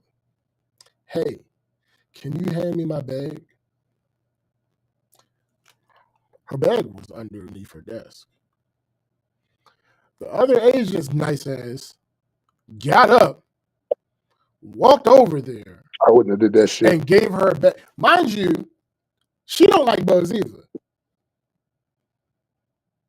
I wouldn't, in a million years, I would not have done that. But whatever. Yo, She you walks know over what's funny? there. What's that bug is in her bag?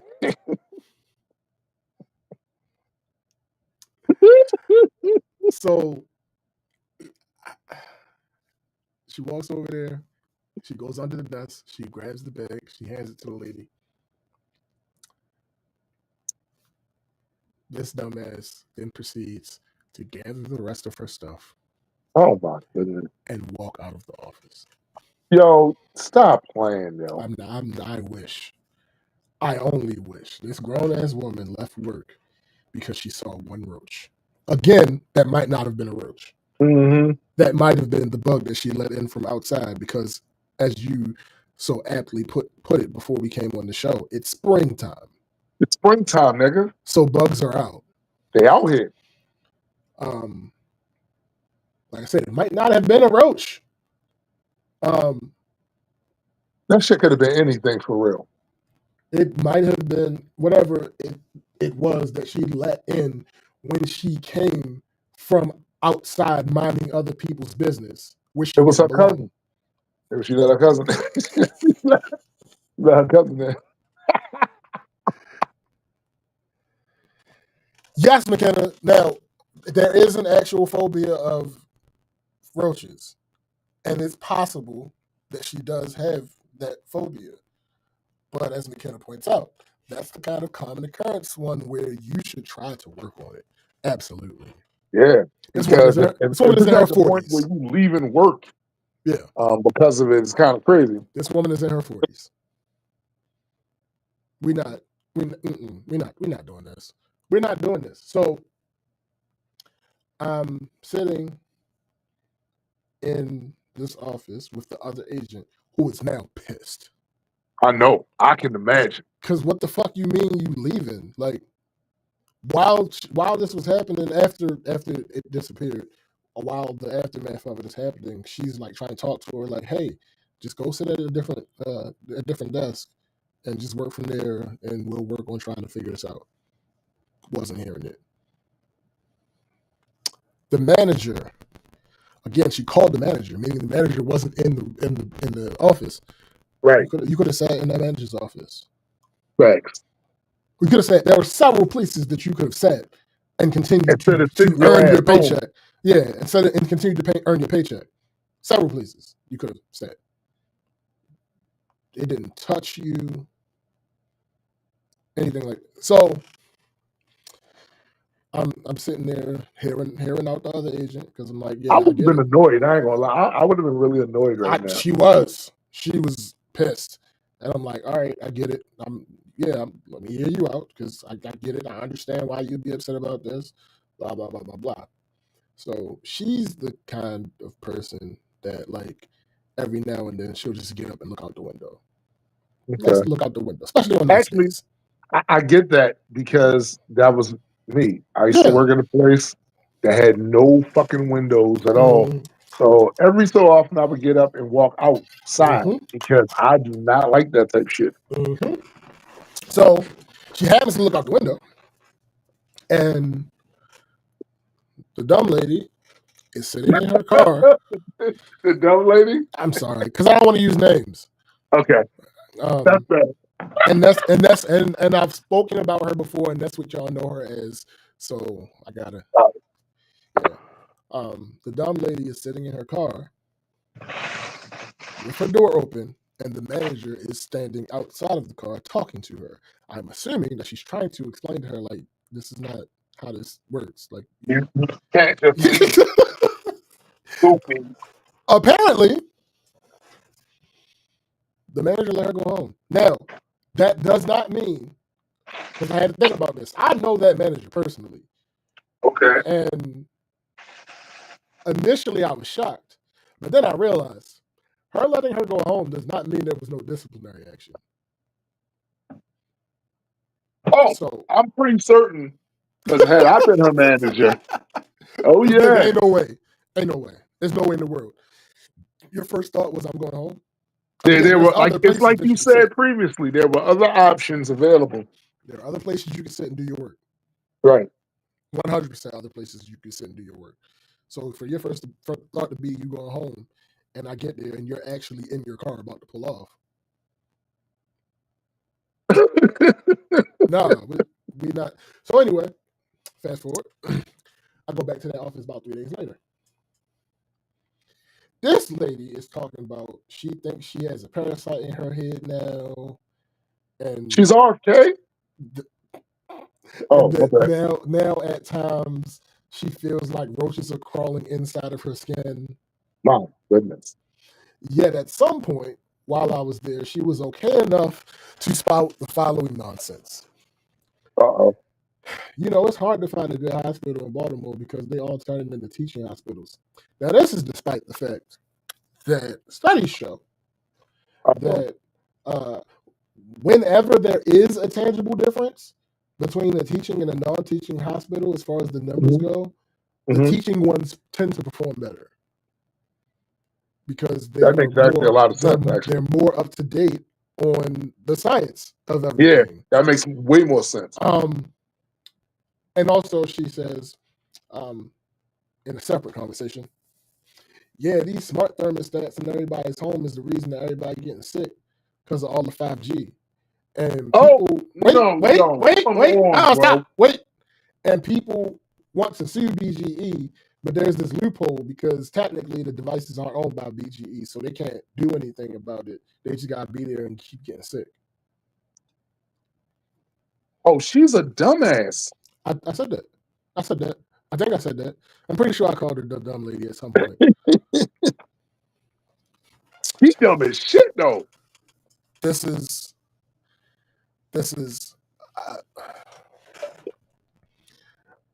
long ago. She does effect. Dumb as shit effect. You stupid. Sis said, how have 5 fingers not met this person? Baffling. See, here's the thing. Obviously, you mean that metaphorically coming from me because, you know, we don't. No violent. The reason that I have not engaged her about some of this dumb shit is because once upon a time I did. I quickly learned.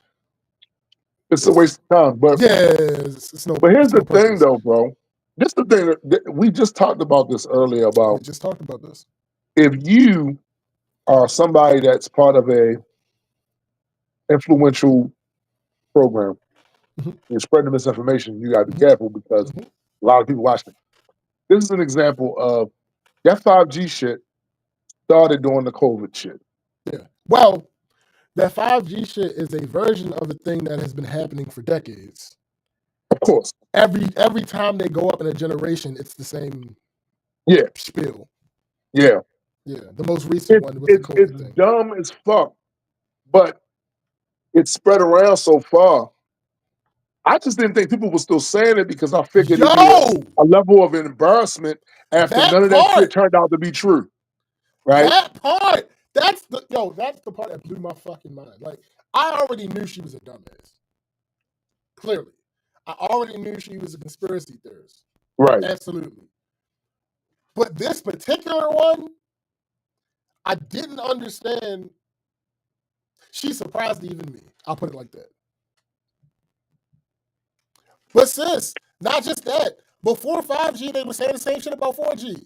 Before 4G, they were saying the same shit about 3G. Like, yes, it's also been the cable box. All of that shit. And this is what I'm saying. Like, I have a question. Yes. I have a question. Go ahead. Towards these people. Oh, Is there yeah. any conspiracy theory you won't believe? That's a good question. Because see, I'm at the point now where, like, it's been a while. I've never taken these people seriously Correct. at all. Yeah.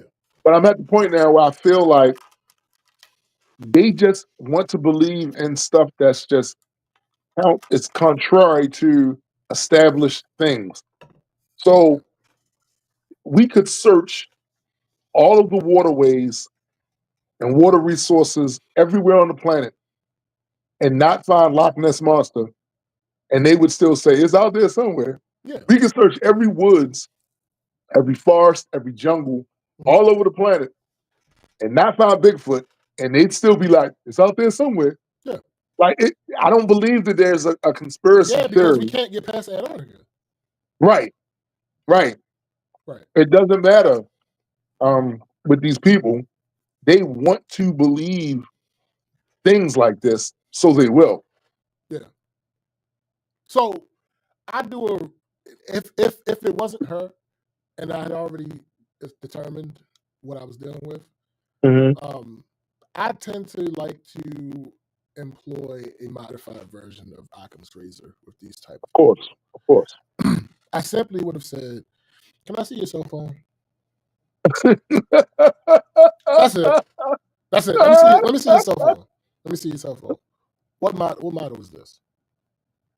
And then I would have went to the official website of the cell phone, and under the telecommunication section, it would have listed all of the wireless technologies that it uses, and I would have showed them that. Right, right. And how they respond to that would determine how I move forward with them. True. It's just that I don't have time. I don't have time to be going back and forth with you. It's very simple at this point in my life. Like, I only argue with people whose opinions I respect. That's a fact. At this point That's in a my fact. life, That's like a fact. anybody else, either I'm not arguing with you. I'm interviewing you to see how our communication should go moving forward, or Thanks.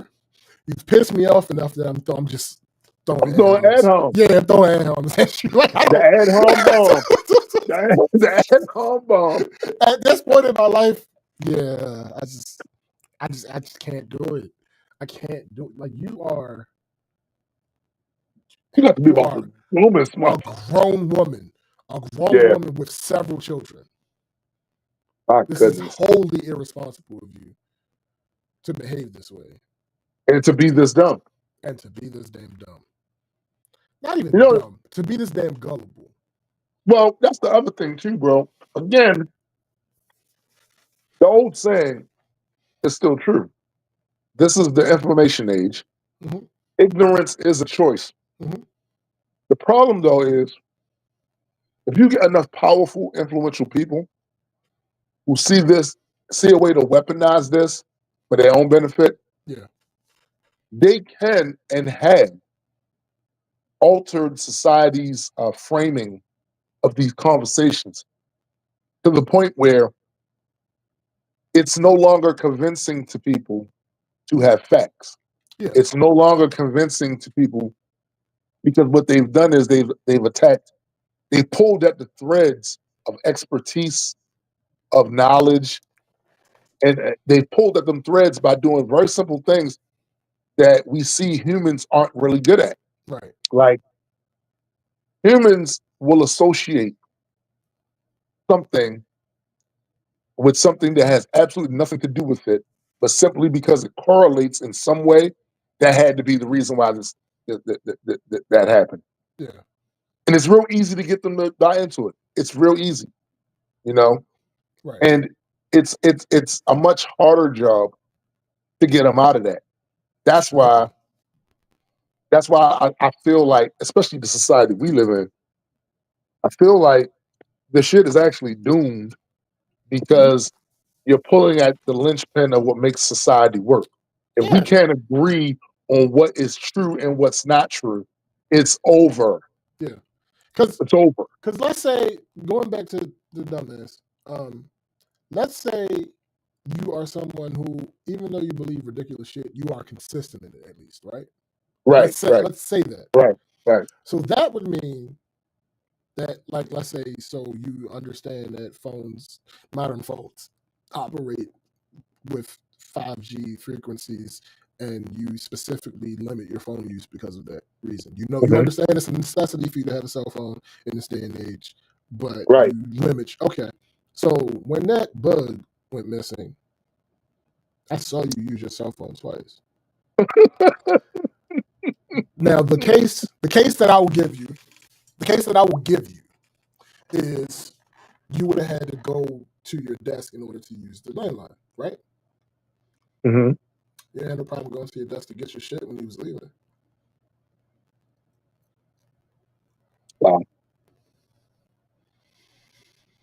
Wow. So what is anyway? McKenna's doing the Lord's work. McKenna says, Yo, the ones I don't take seriously, that's why I just love to one up them on crazy theories. You still believe in flat Earth? Nah, don't you know it's cake Earth and we're made up of tiered layers? yo.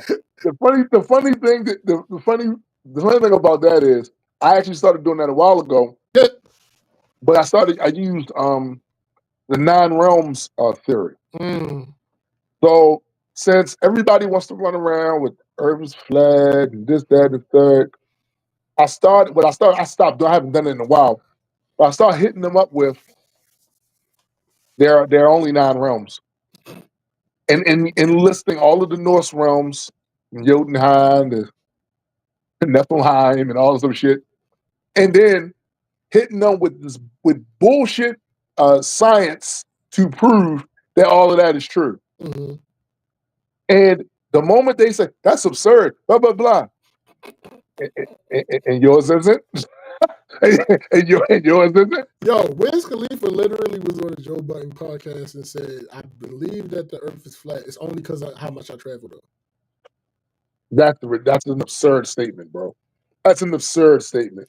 Because when we're flying, we never go down. Oh my god, bro. Wow. You don't understand what gravity is, or the theory of relativity. And when so I want to be clear to anybody listening. When we say because you don't understand, we mean a layman's understanding. Yeah, we don't mean a scientist understanding. We're talking purely from the layman's perspective. Like, okay, so here's what happens, right? Scientists discover stuff, and they have all these terms that they use, blah, blah, and eventually what happens is this shit gets distilled down for the layman to understand, right?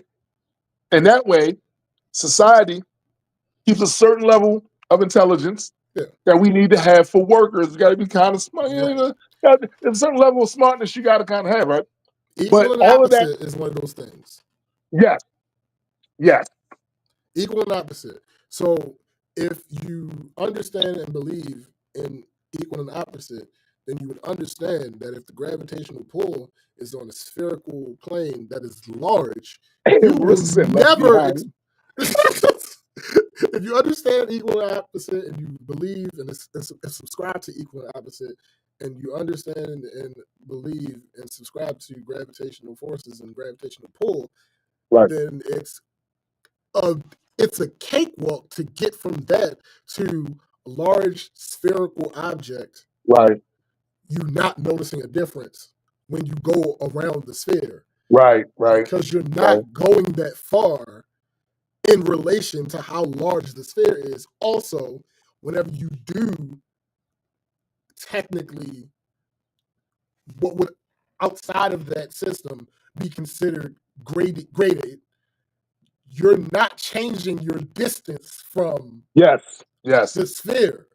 Your distance from the sphere stays the same because of the opposite forces that are acting. Whatever. Anyway, the point is, you know the thing about that that's crazy too is I certainly understand now why science communicators like Professor Dave stop being nice to these motherfuckers. Absolutely. It's annoying. Absolutely. It's annoying. It's really annoying. And it's especially annoying to have to explain the same thing over and over and over. Over and over again. Right. Like, bro, what are you anyway? So yeah, she's a dumbass. She has been a dumbass since I met her. And she will long continue to be a dumbass. There's nothing you can do about it. She's 40, bro. There's nothing. Right? There's nothing you can do It's about over. it It's at over, this bro. point. She's 40. And it saddens me. I know. It, You know it what? truly saddens me, It's that profound sadness. nigga. I get it. Because I what get are we it. talking about? Like hearing people on the internet or seeing Ish talk this way. It's Yeah. not as saddening Right. because I have a plausible deniability that they're doing this for show. Right. When it's somebody in my life that I interact with in real life, Mhm. face to face, Mhm. that's when this shit gets sad to me. Because I'm you actually believe this. I'm actually high key offended because when influential motherfuckers spread ignorance and they're doing it for the sake of engagement and clicks, what they're doing is making my world more annoying Yes. because there's people that's going to buy into that and use them as a reference for the shit they talking about. And I got to keep having these conversations over and over again. Now, if I had my way, I would never talk to most of these monkeys. Listen, the majority of the planet, Facts. I would never talk to again. Sure. The majority of the planet, I would just go, get your stupid ass. I don't want to have nothing to do with you. It's when it leaks into my circles Right. that I get like, yo, really? You believe this stupid shit? Exactly. Oh, so just a little tidbit for anybody who's looking for, because I mentioned, trying to using my modified version of Occam's razor when certain people say certain shit. Mhm. Anybody looking for what that would be for flat earthers, ask them what is gained by there being a flat earth, and Right. ask them how would I can't remember how Mark framed it. So mine has always been, for a lot of conspiracy theories, to what end? That's always been mine. To what end? What is gained by someone? You know, for you know this what the answer conspiracy is for the flat Earth thing? I've heard them because I've heard people use that. Mhm. The answer for that is as nonsensical as everything else they say. They say they say because they want to control us. How do they Right. what How's do they that? benefit controlling us about Right. whether or not the Earth is flat or round? Right. How do they benefit from our belief either way of that? Right. How do they benefit?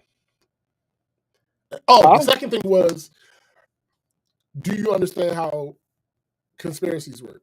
Because now I'm not saying conspiracy theory as in tinfoil hat. Now I'm saying Right. conspiracy theory as in a cabal. Right. People in the shadows or hiding in plain sight that are trying to control. Do you understand what that involves? What that entails? How How you many would actually do that? How many thousands of people have to remain quiet? Right. Those are the two things that I do for flat earthers, and depending on how they respond, I just know not to engage any further. It's not about trying to trip them up. It's not about at that point trying to convince them otherwise. It's literally gauging their comprehension skills. Like, do you Yeah. understand? To answer these two things for me, depending on how you answer them, determines whether we can continue to communicate. Yo, that's literally what I did a YouTube video years ago on my Rational Warrior channel about that very thing. Before I engage motherfuckers and talk about evolution and all that other shit like that, I need to first ask them, do they understand the definition of a theory Right. and the scientific usage? If they can't tell me what that is, I'm not going any further with you because there's something clearly wrong with your operating system, Yeah. right? So everything that you're going to spew from this point on, you're gonna weigh it all the same. You're gonna weigh some wacko who wrote some book about some shit with no expertise. You're gonna weigh his shit along with people who have literally studied in the field, looked at fossil evidence, looked at geographic. Like you're going to do that dumbass shit, Yeah. and I am not going to sit here and tolerate that because life is too fucking short. We're gonna be talking to somebody about some shit when the very basis of what they believe, they don't understand what a fact is. They don't get it. And they belligerent about it. I'm not, no. I'm good on that. That part. All of that. But yeah, so that's our episode. We want to thank everybody for joining us again for another rousing edition of Black Culture Geek Podcast. Remember, there is always music. There is music from the past, Mhm. there is present music, Mhm. and there is upcoming music. If it so suits you, hit up the streaming services. Play our stuff, man. Get that shit a couple plays. Mhm. Also, don't forget. Don't forget, my sister, his significant other, Chrissy's podcast, Heard It Through the Grapevine. Absolutely. Go check that out as well. Yeah. And Super Side Guy and Hendrix, Metas and Mutants podcast. Go check that out as well. Mhm. Also, Graydon has been streaming a lot more often. Absolutely. Office hours. You know what I'm saying? He was doing his office hours thing.